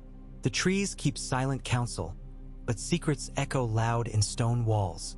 A tidy plot has turned untidy. Speak plainly." Varys glanced at the heart tree. "Melisandre seeks king's blood for her fires. Gendry, Robert's bastard, escaped a net we did not weave. A temple of flame may yet be lit. Meanwhile, Tywin's dwarf creeps inside our walls, and Littlefinger counts roses for Renly." Ned inhaled cold, leaf-scented air. "You come offering alliances? Offering knowledge." Varys stepped closer. "Set Gendry upon a fast horse to White Harbor. Remove the spark. Deny the fire. Invite Tywin to parley inside the Red Keep, safe behind your own gates. Once within, show him the king's will. Offer the children as wards. Tommen to Winterfell, Myrcella to Riverrun. A gesture of trust." Ned studied him. "You spin webs. I preserve the realm," Varys answered. "A Stormlander's blaze, a Reachman's bloom, a Westerlander's roar. Each alone may scorch the people. Tame them under a northern winter, and they harden rather than burn." Ned looked at the weirwood's face, its mouth turned down in carved sorrow. "I will consider it." Varys bowed. "The night shortens, my lord. Dawn's choice will shape a century." He slipped away among trunks. Ned listened until footsteps faded. He stayed long after, kneeling, until drizzle turned to soft snow, the first ghost flakes of an early winter swirling across southern sky. He rose, brushed ice clean, whispered one last vow to silent gods. Whatever cost, he would spare the innocent. East across rolling plains, dawn bled rose across scattered pavilions of Renly's host.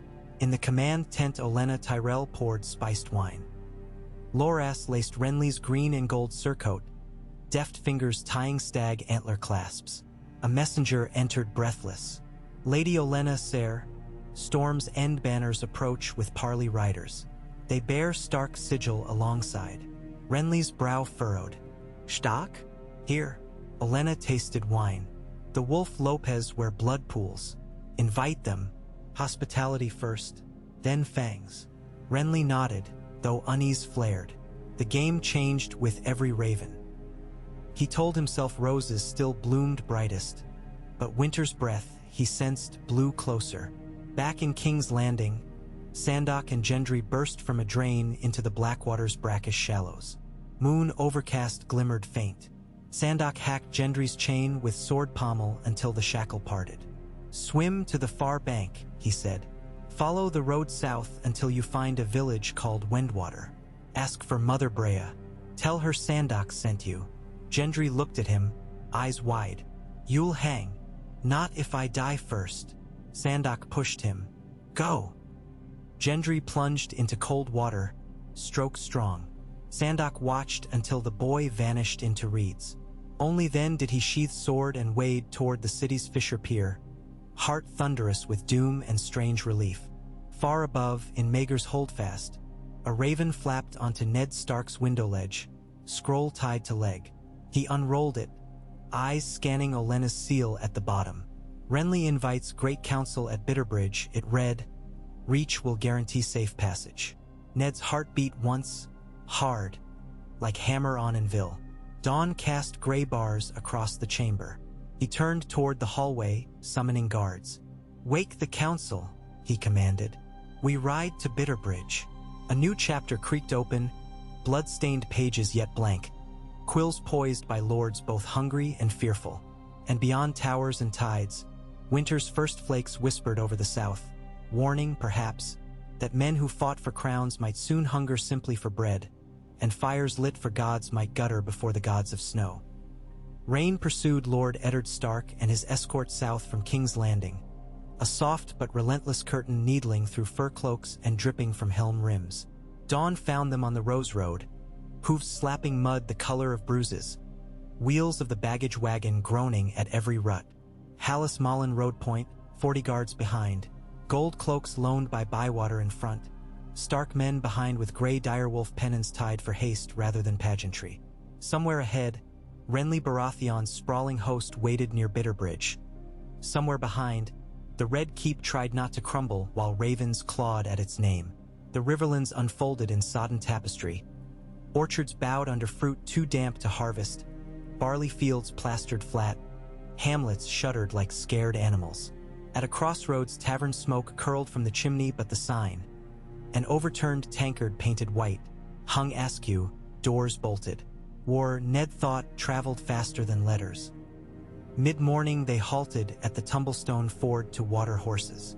Ned dismounted, stretching stiff knees.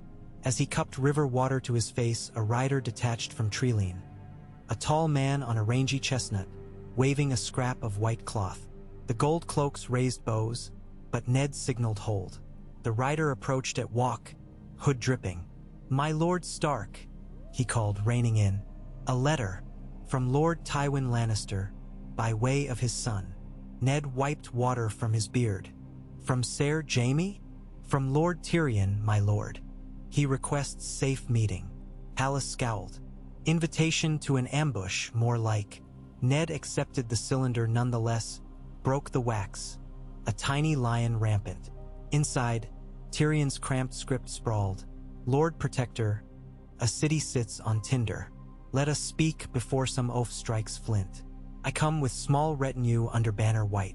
Meet me 1 hour before dusk at the ruin sept by Hollow Hill. Bring sense. I shall bring wine. Ned read twice, folded the parchment. The ruin sept lay half a day west. Sansa's face flashed in memory, hopeful, frightened. We ride on, he said. Hallis, split 10 men to shadow the dwarf's party. If he means treachery, we will know before stepping into it. They pushed on. Afternoon light wavered bleary through cloud gaps. Sparrows scattered before them, singing thin hymns. At a low rise, Ned reined to glimpse Bitterbridge in the distance. Pennants of green and gold Tyrells among Renly's crowned stags, tents blooming like meadow flowers beside the roiling blueburn.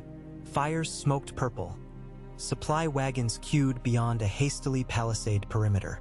South of the river, another sprawl of encampments bore banners Ned did not recognize. Smaller houses, sells words drawn by Reach Coin. He guided the column-down switchbacks to Hollow Hill just as sun began its slow drowning behind slate clouds. The ruined sept crouched blackened, roof ribs like splintered whale bones. Ivy strangled cracked marble columns. Within, swallows nested in what had been the mother's chapel. Hallis posted archers amid fallen angels. Ned advanced alone into the nave, ice at his hip. Candlelight flickered beside an overturned altar. Tyrion Lannister sat upon a smooth block of broken statue, legs swinging, a wineskin cradled. 2 hill clansmen lounged behind. Shagga and Timett, hair woven with bells, eyes glinting like knife points. "Lord Protector," Tyrion said, raising cup. "My condolences for the king's death. Shall we drink to new beginnings?" Ned remained standing. "Say your piece." To your own side. "Very well. King Robert is dead. My nephew Joffrey absent. My niece and younger nephew safe in Casterly Rock. My sister deems herself sovereign. Meanwhile you back Stannis. Renly crowns himself with roses. A tidy puzzle." He tipped wine into his mouth, wiped with sleeve. "The puzzle ends with rightful succession," Ned said. "The North will not bend to false kings, nor will lions toe to wolves." Tyrion swirled wine. "But perhaps we can avoid snarling. I propose neutrality. You hold King's Landing under Stark protection. Tywin withdraws west to guard his lands. Cersei remains a guest at Casterly Rock until council verdict. In return, you send Tommen and Myrcella to Riverrun, not Winterfell. My father still trusts Tully honor more than northern snows. And you release Ser Jaime's good name to stand trial after peace." "Jaime slew his king and fathered treason," Ned answered. "His name clears only in death or by God's judgment. Trial by combat?" Tyrion offered. "Ser Barristan would preside. Choose any champion. I wager Jaime's chances." Ned, Frau Ned. He remembered Robert's wound, Robert's last breath. Jaime at his side in council or dungeon might hold Tywin's fury in check. Yet Catelyn's voice echoed. The Lannister boy crippled Bran. Honor ward with strategy. "I will consider." Ned's breath misted. "And Joffrey. My dear nephew spent years believing he'd one day rule. Strip that crown too swiftly and he'll turn would-be martyr. Better to gild his pride. Name him Warden of the West under tutelage. A pretty title and no armies. Titles weigh nothing without lands. Give him Lannisport and Sunset Coast on paper. Actual governance falls to Kevin." Tyrion shrugged. "Spoiled children crave toys, not ledgers." Shagga growled, bored. Tyrion offered him the wineskin. The clansman swigged, then stalked off to piss among gravestones. Ned rested a hand on ice pommel. "These are tempting promises, Lannister, but you are not king. And neither are Stannis or Renly until one bests the other. Better we cut the game short." Tyrion stood, dusting knees. "If you decline, father sacks the city. He pays his debts with interest." Ned considered the man. Sharp wit, wounded pride. The dwarf sought not merely Lannister victory, but his own survival amid lions and wolves. "Return to your camp," Ned said. "Tell Lord Tywin I will present my answer at Bitterbridge Council." Tyrion bowed, flourishing invisible plumes. "May the gods grant you deep wells of patience, Lord Stark. You shall need them." He limped away into twilight, hill men melting after. Hallis emerged from shadows. "Is it well? For now." Ned mounted, heart a tighter knot. Renly's encampment sprawled like a fairground around Bitterbridge stone keep. Lanterns bobbed, music floated, pipes, drums, laughing voices. Yet inside the command pavilion tension coiled. Renly paced before a long trestle laden with fruit, cheeses, parchment maps. Olenna Tyrell sat primly on a camp stool nibbling sugared plums, eyes bright. Loras discussed courier reports with Mace Tyrell and Lord Mathis Rowan. When Ned entered flanked by Hallis, conversation hushed. Renly turned, smiling wide. Lord Protector, welcome. We feared the road might delay you. Ned nodded to each lord. The king's death delays all men. Renly gestured to a chair. Come, warm yourself. I will stand. Ned surveyed the assembly. You summoned counsel of the realm. I come bearing Robert's will and Stannis' claim. Mace Tyrell bristled. Stannis brings fire priests and iron laws. The Reach will not kneel to flame. Rowan murmured agreement. Loras rested hand on hilt but kept silent. Renly spread palms. I sought to gather great counsel, but the realm can ill afford years of wrangling. I hold support of the Reach, Stormlands, and soon the Dornish if my envoys return favorable. He produced a sealed document. Sign this treaty and ride with me to Baelor's September. We crown peace by week's end. Olenna clicked tongue. Most convenient if the wolf fetches the stag his throne. Ned's jaw clenched. Peace forged on broken law grows brittle. Stannis is rightful heir. Renly's smile thinned.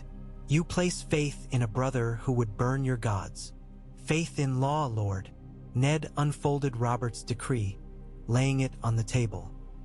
Until Stannis or a great council decide, I stand protector. I ask your forces remain camped as host, not army. Mace laughed. Host without purpose starves itself. Olenna rapped Cain. Enough. She eyed Ned. Let us not confuse dinner with wedding. You propose Stannis. Renly proposes himself. Yet both need allies. She turned to Renly.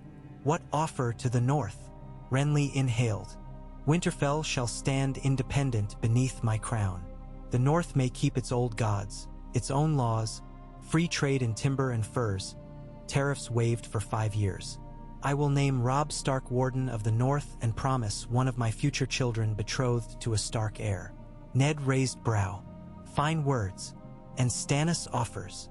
Fire and damnation, Loras muttered. Ned folded arms. Stannis offers justice, not bribes. Olenna chuckled. Justice is a lean diet for hungry farmers. Lord Rowan leaned forward. What is it you desire, Lord Protector? Name price and we may yet sup on peace. Ned felt the weight of Sansa's tears, Arya's defiance. Brands still form in memory. The North needed peace to guard against winter. Yet price and honor could not be paid with false crowns. I want a council, he said. In 30 days at Oldtown, each great house sends 3 delegates, escorted but unarmed. The Maester's record claims the faith mediates. Until then, no army may cross another's border. Mace huffed. A council of quills while swords rust? The alternative is fields of corpses. Ned's voice rose. If we bleed the realm now, winter will kill what war spares. He rooted eyes on Renly. Will you call back your banners 30 days? Renly opened mouth, closed it. Loras whispered into his ear. Finally he said, if Lord Tywin and Stannis sign likewise, I will consider. Stannis will attend, Ned said. I ask only your word until midnight tomorrow. By then my ravens will reach Dragonstone and Tywin. Olenna pursed lips, weighing. Very well, she said. Let the raven fly. Night spread, and Ned slept little in Lent canvas. Dreams swirled. Lioness cries, Robert's hammer crushing scarlet scales, a throne of ice melting under dragon's fire. He woke before dawn to commotion, horns at the west perimeter, shouts. Pulling on cloak, he strode outside. At the palisade gate a Lannister envoy waited under white banner. Tyrion again, 5 horsemen behind. Rain slicked crimson cloaks to lean shoulders. Lord Stark, he greeted. I ride swift. Father agrees to council at Oldtown, 30 days under neutrality. One condition only. Custody of Ser Jaime Lannister remains Lannister, not crown. Renly's knights bristled. Ned lifted palm. Jaime remains free under parole until council. He may not bear arms nor depart the Reach. Agreed. Tyrion smiled. You would host the Kingslayer in your tent? I have larger concerns than one man. Stannis may choose otherwise. Tyrion flicked reins. But I take your word. I will ride to Oldtown and secure Hightower's halls for meeting. Fare you well, Lord Protector. He wheeled, departed into drizzle. Renly approached. Seems you wield honey as well as steel. For a beehive this large, Ned said, one needs barrels. They drafted proclamations. 30 days armistice, borders frozen. Copies sealed with Stark direwolf, Tyrell rose, Baratheon crowned stag, Lannister lion. Messengers galloped to every corner. Storm's End, Casterly Rock, Pike, Sunspear. For one breath the realm dared hope. South of the Blackwater, Stannis read Ned's Raven by lamplight in his pavilion. Davos watched Candle Gutter. Melisandre stood behind, shadows licking red silk. 30 days of parley, Stannis murmured. More time for traitors to scheme. Davos spoke. Time for harvest, my lord. Feed your men, gather stores. Winter looms. Winter, yes. And in 30 days Renly will have 10,000 more swords. The Reach's coffers opened. Stannis crushed parchment. Baratheon blood wins thrones, not parleys with wolves. Melisandre's hands settled on his shoulders. Azor Ahai does not parley with darkness. He forges light. Stannis closed eyes, exhaustion etched in lines. Even light must suffer walls. He exhaled. Yet Stark kept his word to Robert. He may prove ally if reasoned. We will sail to Oldtown, present claim, and if the lords reject rightful line, then fire shall judge. Davos bowed. I will make ready the fleet. When he was gone, Melisandre whispered, a king must ride shadow to victory. The boy with king's blood escaped. Another shall be found or made. Stannis rubbed temples. Enough of blood. Fetch the smith who shapes new swords. I would see steel, not prophecy. Northward, in Casterly Rock, Cersei convened her council in the Hall of Echoes, a cavernous chamber hewn through golden-veined rock. Jaime at her right, Kevin at her left. Below, bannermen awaited. Crakehall, Lefford, Westerling, Payne. Tommen and Myrcella watched from balcony seats, wide-eyed. Cersei moved to the dais. My father marches 20,000 to Oldtown under flag of peace. Peace clenched in mailed fist. Yet we shall not depend on council's whim. She spread a painted map. Westerlands, Riverlands, Crownlands. Ser Adam Marbrand will lead vanguard to Riverrun, Sever Tully Grain to the north. Ser Forley Prester raids the Reach's northern marches, burning granaries but sparing small folk. They must blame Tyrell's inability to protect them. Jaime, she turned, assemble a host of 5,000 to shadow the king's road. If Ned Stark strays, cut him from his army and take him alive. Kevin cleared throat.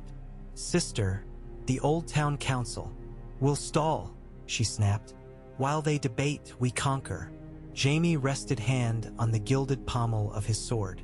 I'll need leave of the council. You have it. She faced Tommen and Myrcella above. Watch and learn how lions rule. Myrcella clutched railing. Tommen shivered. Jaime's stomach twisted. He could not deny trace of fear. For children, for sister, for honor fast receding into shadows of swords. Back in King's Landing, the day before Ned's return, Maester Pycelle packed healing herbs to accompany the Protector. In the hallway he found Sansa Stark, pale in gray gown. My lady, Pycelle wheezed, your Lord Father returns shortly. You will ride for Oldtown. I hope to, Sansa said, eyes cast downward. I wish to bring him this.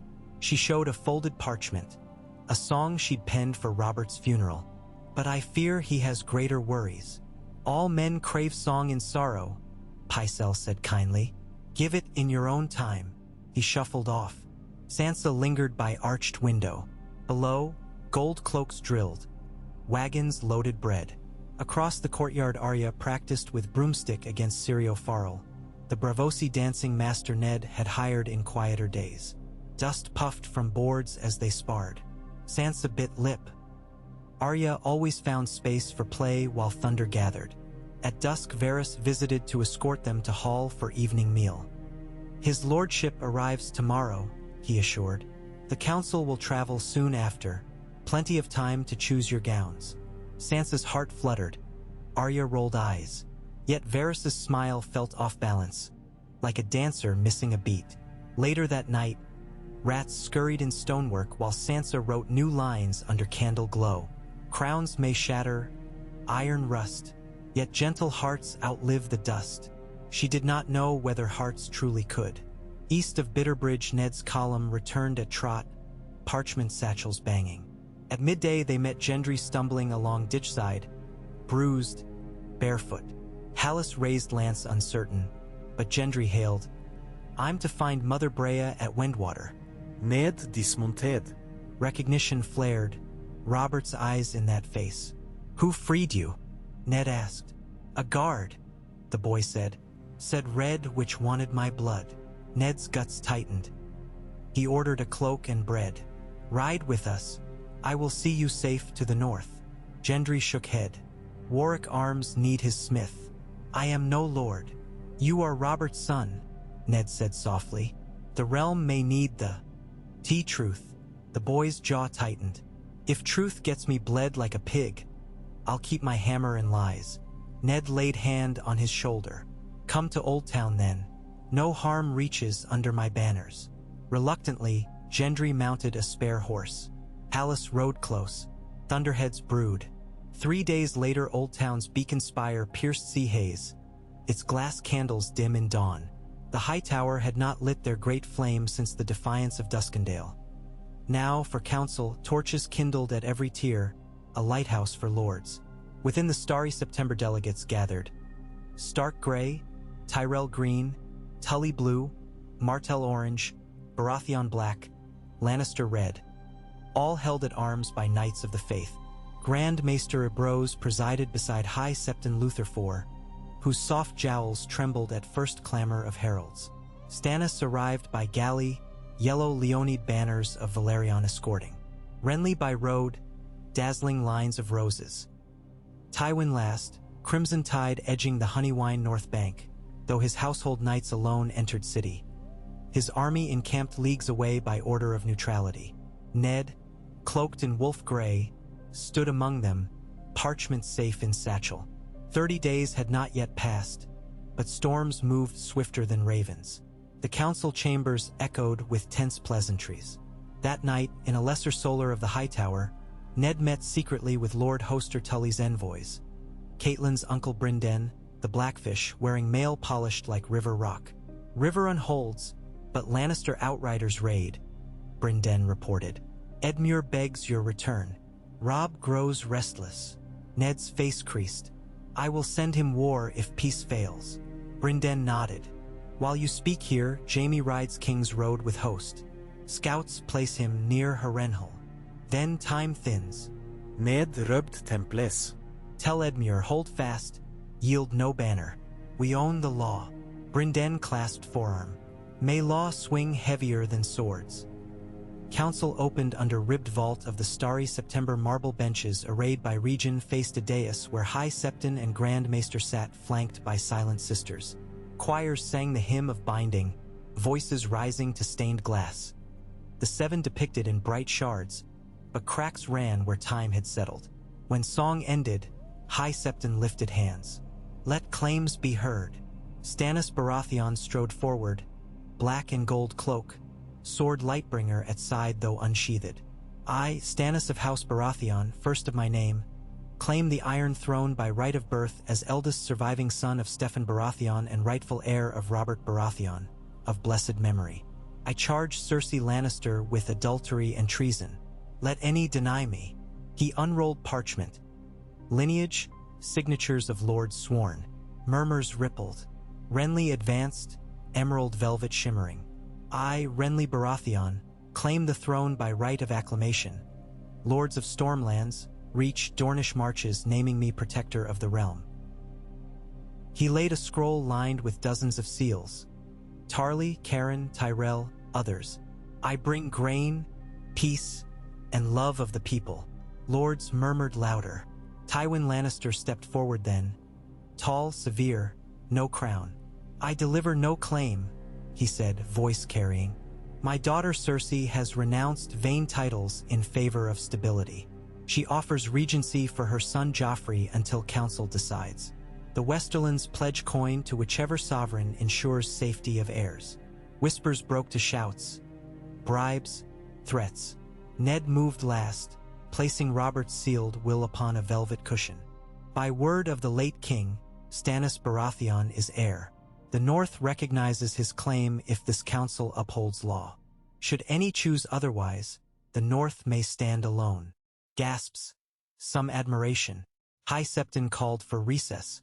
Lords spilled into side cloisters, forming knots. Tyrells with martels, Arryn envoys whispering with Baratheon bannermen. Wine flowed, calculations sharper than daggers.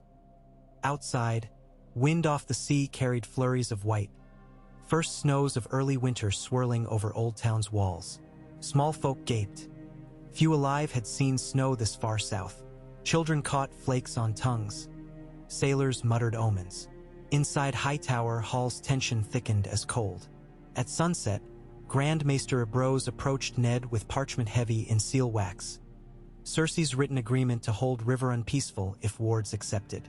Ned read. He could almost see Sansa safe within Tully walls. Arya at his side under Direwolf banner. Yet price. Stark neutrality should Renly ascend. He folded parchment, handed back. Honor denies. Ambrose sight. Honor may bury more sons.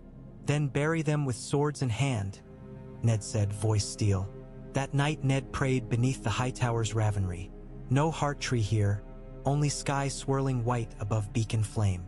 He closed eyes. In memory he saw Bran laughing at Winterfell's towers, Jon Snow standing sentinel atop Wall's ice, Robb riding gray wind across frost-chilled fields. Family distant, scattered across a realm poised to rend itself. He whispered, "Old gods, new gods, hear me. Grant me a path that spares them." In answer came only the roar of sea on breakwater and caw of ravens restless in their cages. 2 days of argument yielded deadlock. Neither Renly's acclamation nor Stannis's legality shifted houses. Tywin withheld pledges.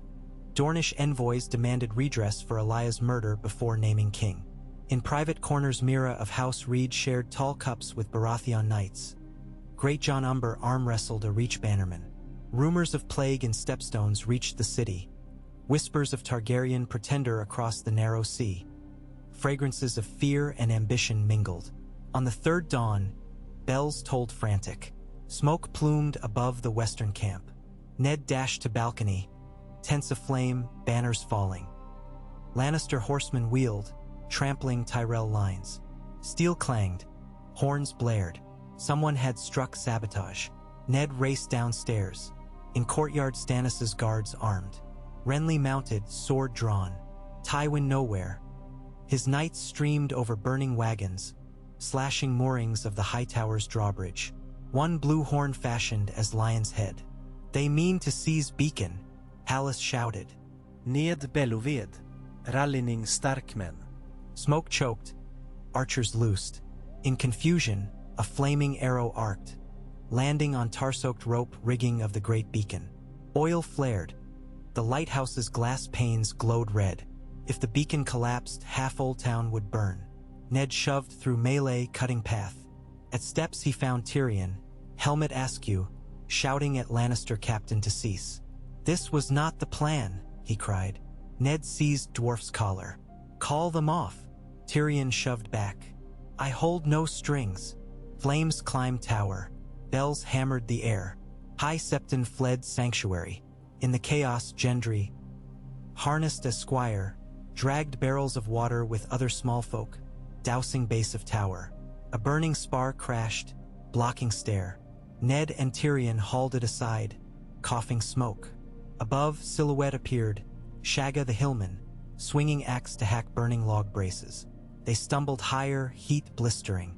At beacon platform glass cracked in spiderwebs, molten droplets falling. Shagga roared, tossing flaming debris into sea. Tyrion lurched to lever ancient winch, dumping reserve water cistern onto deck.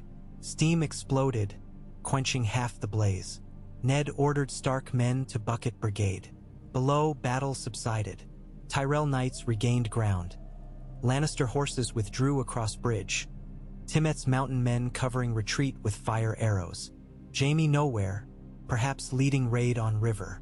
After hours, flames died, tower scarred but standing. Ned sank against wall, soot blackened. Tyrion slumped beside, face smeared. This was not father, he rasped. I suspect sea moi lurk, e age to pruva valor. Prove ruin, Ned said. Indeed, Tyrion coughed. I'll leash him. Ned shut eyes. Council shattered. Neutrality burnt. War reclaimed its prey. In evening's smoke-laden air, Stannis confronted Renly before the starry September. Swords drawn, entourages facing. You let lions inside, Stannis accused. Your lax watch spilled blood. Lions you kept at bay? Renly spat. Your ships slept while Oldtown burned. Ned stepped between Ice Bear. Enough. Some fool struck spark. We douse it. The realm douses it, Renly sneered. By crowning me before more cities blaze. Stannis' face flamed red. I will see you answer treason at Dragonstone. Head on spike. Steel raised. Archers knocked. Ned bellowed, "Stand down." His voice rang. Look, he pointed seaward. Sheets of snow fell over harbor, blanketing deck rails, staggering sailors. Never had Oldtown seen such flurry. Winter, Ned said. It comes, and you would squabble for ashes. A hush fell as flakes settled on gilded helms and sable cloaks. Even Stannis blinked, drop of snow melting on gauntlet. Renly's breath clouded. Ned sheathed ice. This council is ended by folly and flame. Each of you will go to your lands. Gather food, shelter small folk, bar raiders. In spring, if spring returns, we meet again. Stannis growled. You overstep. I am protector still, Ned said, voice quiet as falling snow. Dispute my title at peril. He looked to Tyrell Pavilion blazing beyond walls. I will ride north tomorrow. Any who block my path becomes enemy of the north. Renly's grip eased. You would abandon throne? I defend life, not chair of swords. Olenna Tyrell's cane tapped cobblestones. Let the wolf slink home, she told lords. If winter devours half the realm, the pieces left will fit crowns more snugly. Stannis turned on heel, ordering men to ships. Renly gathered roses, anger simmering. Tywin's envoys vanished into embers. Snow thickened, blanketing char. That night Ned wrote 3 letters.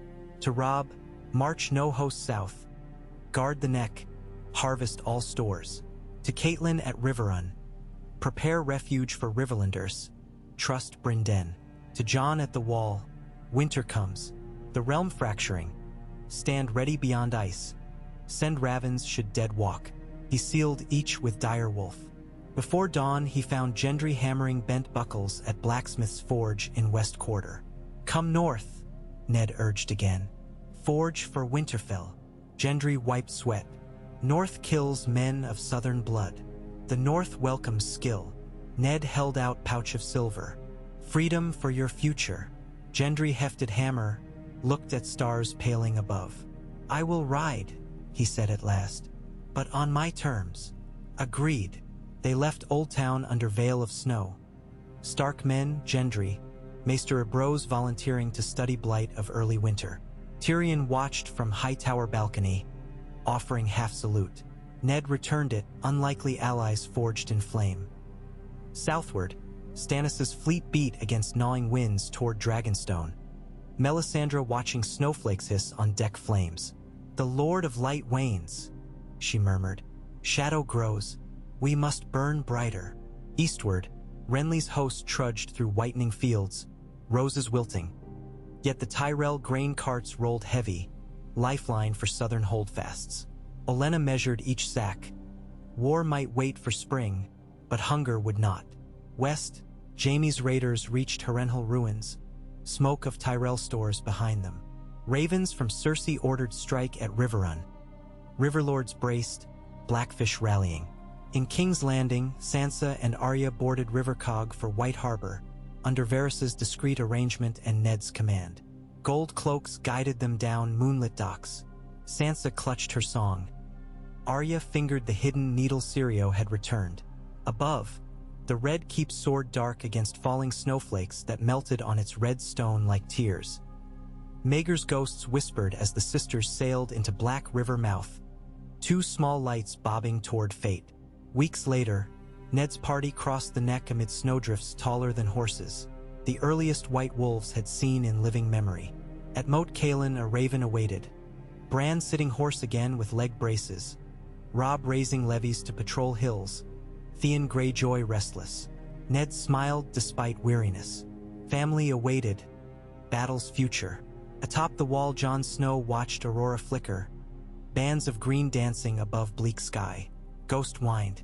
Far below, in haunted forest, a horn sounded once, twice, thrice. Shapes moved, not men. Jon's breath frosted. He touched sword Longclaw. Winter's war, he thought, pays no heed to crowns. Thus a season turned. Kings returned to keeps, lords to larders, armies to uneasy truce beneath relentless storm of white. Fires smoldered in hall hearths, not battlefields, for now. Yet swords remained whetted, oaths half-sworn, betrayals half-planned. In dream of winter peace, men counted stores. In waking, they counted blades. And in silence of falling snow, Ned Stark stood upon Winterfell's battlements, clasping daughter's song.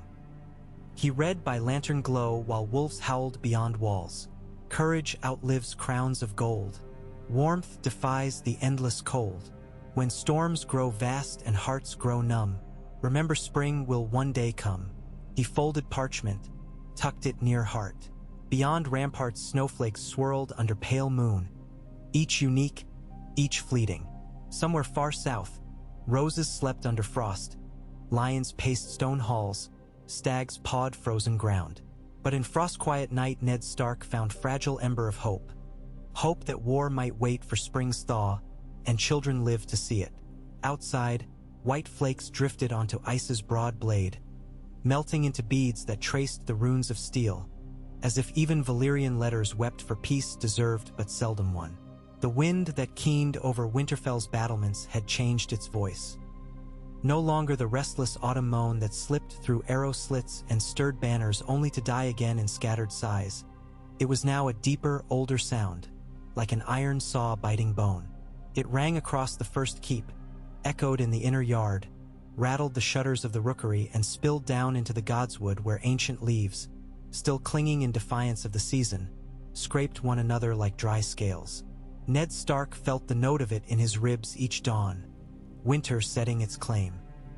He stood upon the rampart walk above the great hall, while cloak flapping so fiercely it struck the stone behind him in pulses. Below, the courtyard bustled, in truth as much bustle as snow-laden air allowed. Gendry hammered nails through reinforcing planks on a new gate for the outer postern, his shoulders bare beneath the falling flakes, steam rising from his skin till he seemed a hearth with a hammer. Robb paced beside Grey Wind near a row of fresh recruits practicing spearwork. Bran, braced in a saddle frame fitted to dancer, turned slow circles under Maester Luwin's vigilant eye, learning to guide the horse by reins and knees and light taps of riding crop. And all about, small folk hauled sacks of grain from wagons into the granaries, as if each sack were a measure of life itself.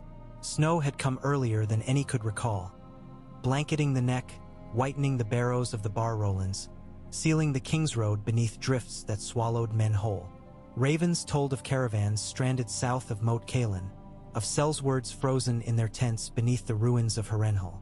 Even in the green lands of the Reach, orchards cracked under ice while half-grown fruit withered black on the branches. Winter, which belonged to no king, marched faster than any host and needed no baggage train. Catelyn joined Ned on the rampart, breath misting. She had not slept long these weeks. Letters by lamplight, wounded riders arriving at all hours, whispers of raids along the Green Fork.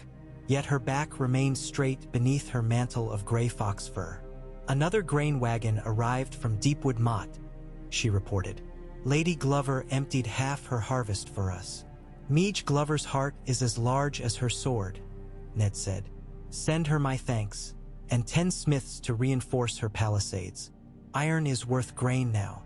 Would that we had enough smiths. Kat's gaze found Gendry below. That one works like 10. The women in the kitchens have begun calling him Robert Reborn. He blushes, but he does not deny. Aie, Ned murmured. He had told Kat the boy's truth soon after returning. She, like most Tullis, had little love for bastards, but she respected noise of honest hammer far more than hush of dishonest bedchambers. Gendry swung his hammer again. The note clanged up the walls, sharp as a temple bell. Ned let it resonate inside him, a promise of axes reforged, doors remade stronger. Ravens from White Harbor say Sansa and Arya reached Maester Theomore safely, Catelyn continued. Sansa has spent every dawn in the Sept, Arya every dusk on the training yard. Lord Wyman writes they quarrel less when snowmen mustered into armies for them both to command. Ned exhaled. The tension at his breastbone loosened a notch, but only a notch. And the counsel in Oldtown? The raven bore Tyrell's seal. Cat produced a cracked tube, parchment still damp beneath wax. Ned unrolled lines penned by Olenna's own careful hand. The script deceptively neat. Snow-smothered roses and stags alike. Lannister tempers thawed only enough to burn half the camps. Grand Maester Ibro's records adjournment sign die. Stannis sails east on unknown errand. Renly licks his pride at Highgarden. Lord Tywin retreats to Casterly Rock but refuses to disband host. Winter sets the pieces as ice sets broken bones. Many will not be reset without ruin. Ned folded the parchment. Adjournment sign die, no date to meet again. 25,000 words, and none of them peace. At least none of them war just yet, Cat said. Ned's mouth crooked wry. War is only a silence between ravens now. He glanced toward Robb. Sun grown fiercer these months, shoulders broad in ringmail. Gray wind padded beside him, muzzle frosted, yellow eyes sweeping the walls as if reading secrets there. Robb spoke a word, and a ring of spearmen closed formation, their practiced spears striking shields in dull unison. The boy, no, the young man, appraised, corrected stance, demonstrated a thrust. The men, some twice his age, listened. He learns fast, Cat said softly, following Ned's gaze. Too fast. Children grow faster when winter starves their youth, Ned replied. Yet I would have him wiser before swords meet flesh. A gust flung stinging flakes into their faces. Far off, a horn moaned, one long call. Ned stiffened. Atop the eastern watchtower, a sentinel waved a gray banner twice. A rider approaching. From the neck, Cat guessed. If it's Howland Reed, he's earlier than expected. Ned's heart ticked. Or news from the wall. They descended stone steps, cloaks whipping. In the yard, Gendry looked up, seeing Ned's urgency, and set down hammer. Robb called the practice to halt, hurrying to intercept. Bran, high upon Dancer, swiveled. The gate lifted. Snow-laden wind burst through first, then rider, blonde horse, gray cloak rhymed white. The sigil on the rider's shoulder was not Reed's green seer, nor Hornwood's bull, nor Tallheart's pine.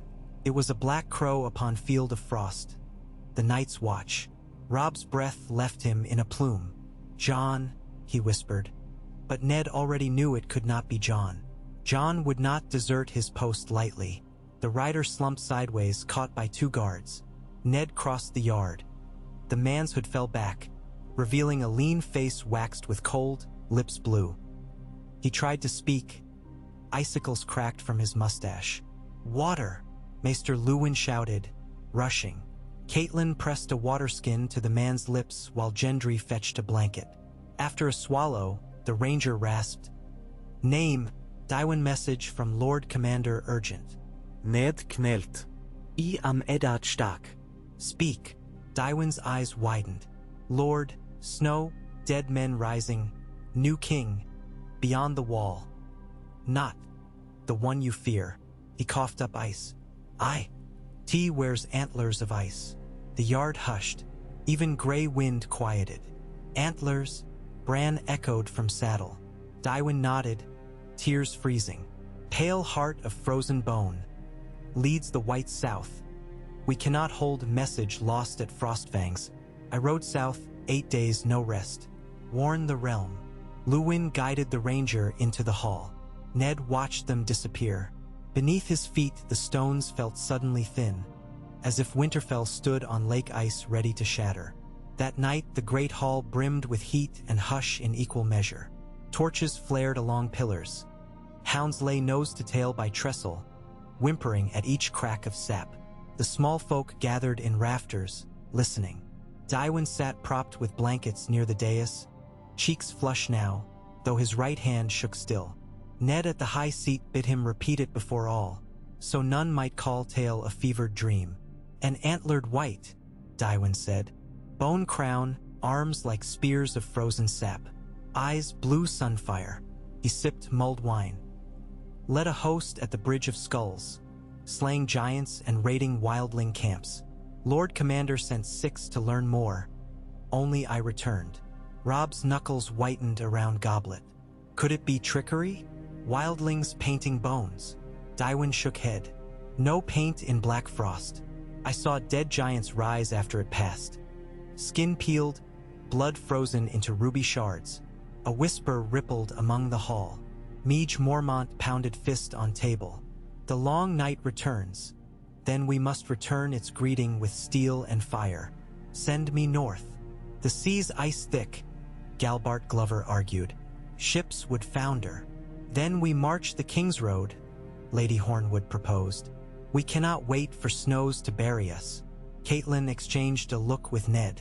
Decisions heavy as Valyrian steel pressed on them. Ned rose. Tywin's word we take as truth, yet one witness cannot guide all war.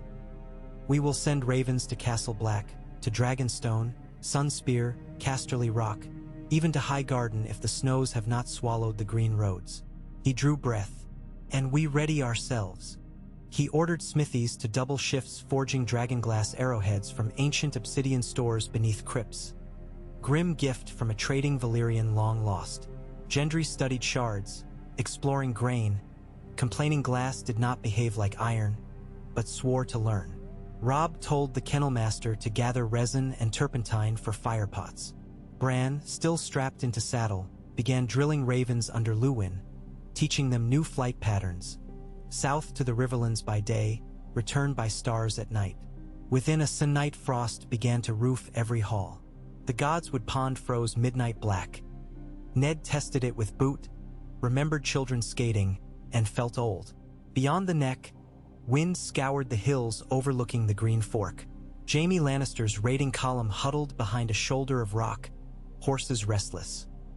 Snow kept falling, sometimes a handful of powder, sometimes a curtain thick enough to blind. Fires sputtered, never hot. Ser Adam Marbrand muttered their rations would not last. Jaime pointed at the sky. That gray mare won't calm soon.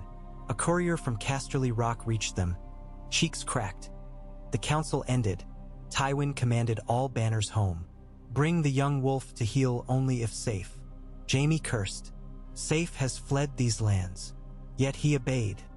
A lion who disobeyed pride risked tooth. They turned south along the Red Fork. Along villages they found no grain, only white drifts burying what fields remained. People stared from shutter slits with eyes like empty bowls. At Maidenpool's ruins, they camped by a shell of sept charred in summer raid. Jaime walked the aisle where statues of the Seven now lay beheaded. He knelt briefly, though he was not pious. Rather, he listened to snow sifting through rafters.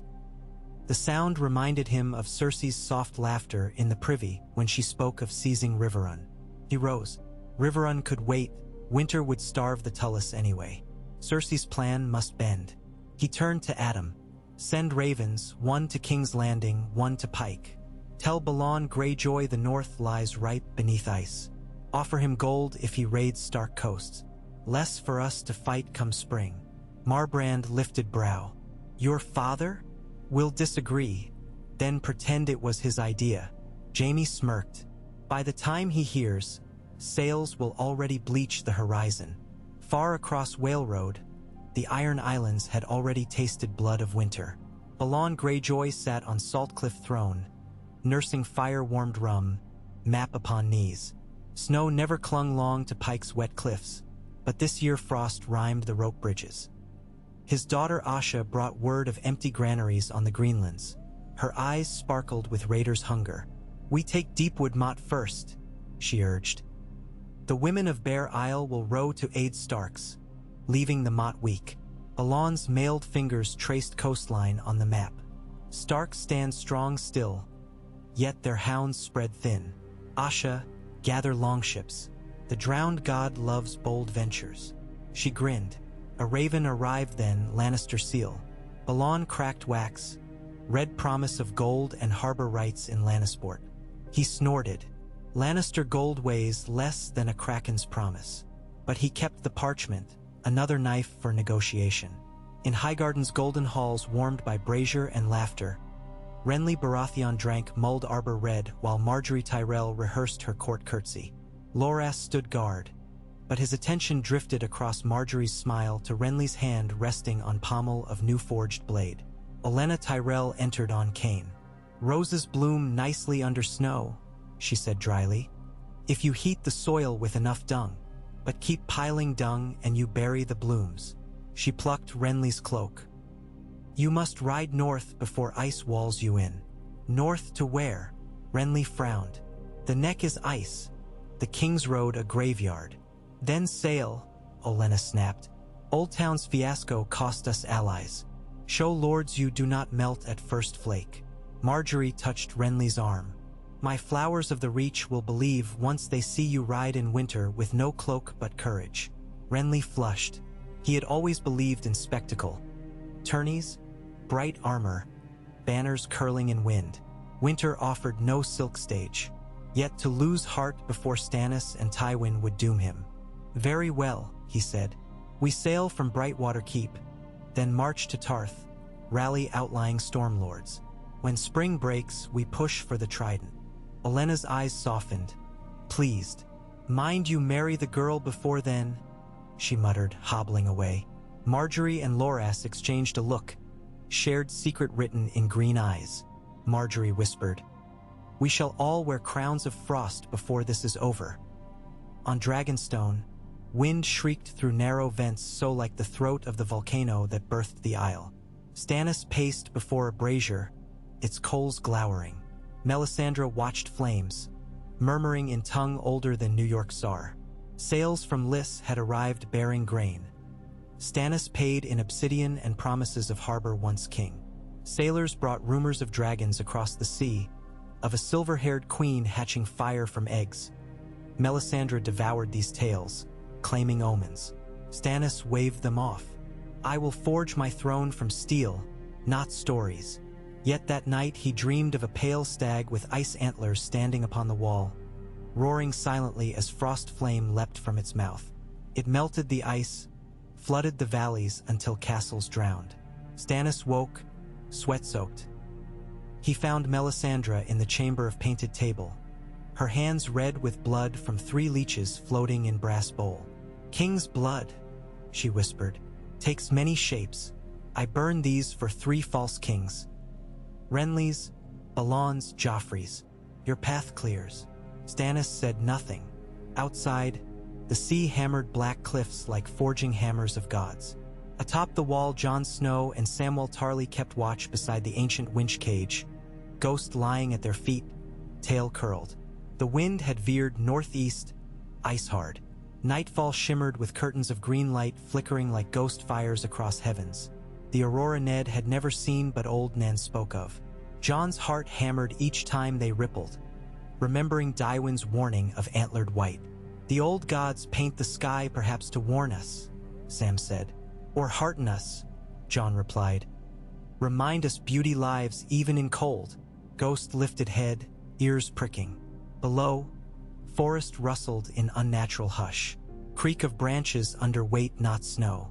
Jon felt chill deeper than wind. He leaned over rampart, peering. Shadow shapes drifted between pines, shambling forms. Blue sparks flared among them like foxfire. He drew horn, blew 1 blast, then 3. Call of others. The whole wall woke. Within an hour torches lined parapets for 10 leagues, flames snapping.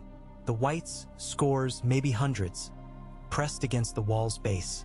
Some carried ramshackle ladders of ice-sheathed timber, others clutched bone axes. And at their rear stood silhouette tall as giant, crowned with white antlers. Frozen Heart, Dywyn's Dread. Green Aurora behind it cast spines of light through its hollow ribcage. Jon's breath caught. Faint, he heard rattling bellow like stag bugle across void. A horn sounded again, from beyond the whites. Jon squinted. On the frozen river to east, torches flickered, wildlings. Hundreds more, carrying logs of flame dipped in oil. Not attacking Night's Watch, they threw torches at White's flank, screaming in terror. Fire burst, slow but hungry. Some Whites recoiled, others ignored, climbing. The Antler King turned, bony crown shimmering, raised ice spear, and horde shifted, press renewed. Jon shouted orders. Archers loosed flaming arrows. Far below, shafts hissed, fletchings ablaze. Obsidian tips shattered some Whites. Others burned. Yet for each that fell too clambered. The Night's Watch lacked numbers. Sam trembled but notched dragonglass-dipped arrow, loosed. It pierced White's skull which burst into snow dust. Sam gasped at his mark. Jon clapped him. The Antler White stepped onto broken wagon, lifting spear at wall. From its antlers dripped icicles shaped like teardrops. It hurled spear, ice bolt faster than arrow, clattered off crenel beside Jon, exploding into shards. Jon ducked, instinct forging from fear to fury. He grasped oil keg, yanked wick of flame, hoisted with strength of two men. Ghost snarled. Jon threw.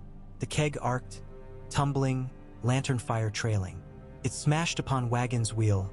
Explosion of flame engulfed spear thrower. Antlers ignited bright blue then white. A scream split the cold, high, inhuman, vibrating along the ice. The Antler King staggered, burning, limbs convulsing. Whites near it convulsed likewise, as if tethered by unseen cords. Rangers cheered, yet the heart did not fall. It shrieked, flames dimming as cold knotted about it, smothering. Spear snapped. It reached down, drew another from White's bones. Jon's courage flickered. Then from western rampart, a horn answered. Mance Raider atop spiked horse? No. Ed Tollet with giant scorpion rigged to fire barrels of wildfire. Lifted from King's Landing long ago. Edaumid murmuring prayer. He released. Green fire sword, struck Antler King full. Wildfire erupted, roaring emerald column. Snow flashed to steam. Whites caught in radius melted, charred. Jon shielded eyes. When he looked again, only crackling blue ashes sank amid scorched snow. The horde faltered, half-turned, fleeing into night. Rangers shouted pursuit orders, but no gate could be opened swiftly. Jon sagged. Sam wept silent, tears freezing. Ghost licked blood from fur. He'd torn a White's arm that had scaled rope ladder half-height. Above, Aurora faltered, dimming.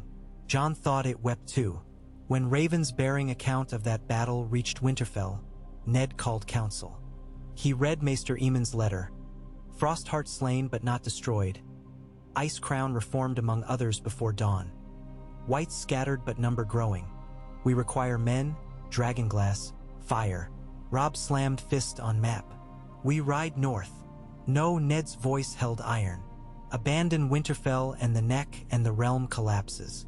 We hold our seat, supply the wall. Gendry proposed forging new scorpions firing bundled dragonglass shards.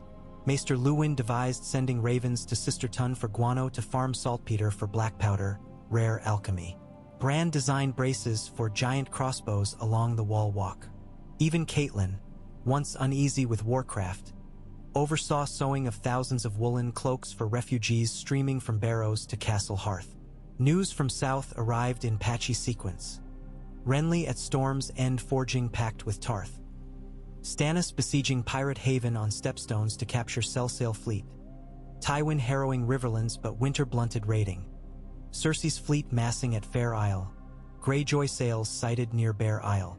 The realm convulsed like dying horse, yet deep winter's chill forced armies to quarter in keeps.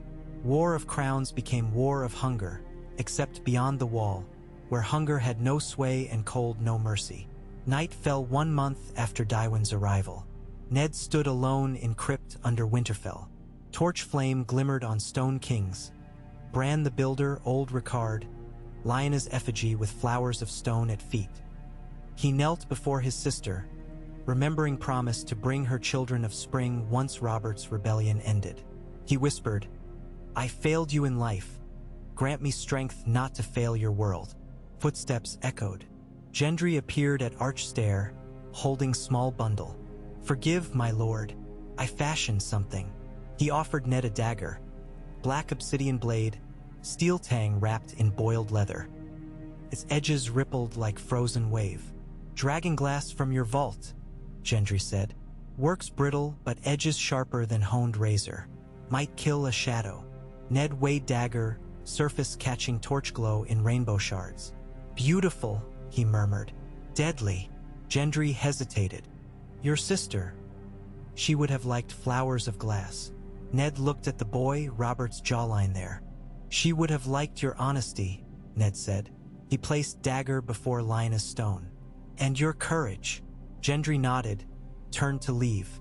Ned remained, torch sputtering, shadows long across cold stone. In silence deeper than night he made a vow. Should winter's heart cross the wall, it would find hearts of living steel, and glass and fire waiting. No crown, no feud, no grudge mattered more than dawn. In White Harbor Sansa sang her finished song in the Maiden Square as refugees huddled for bread.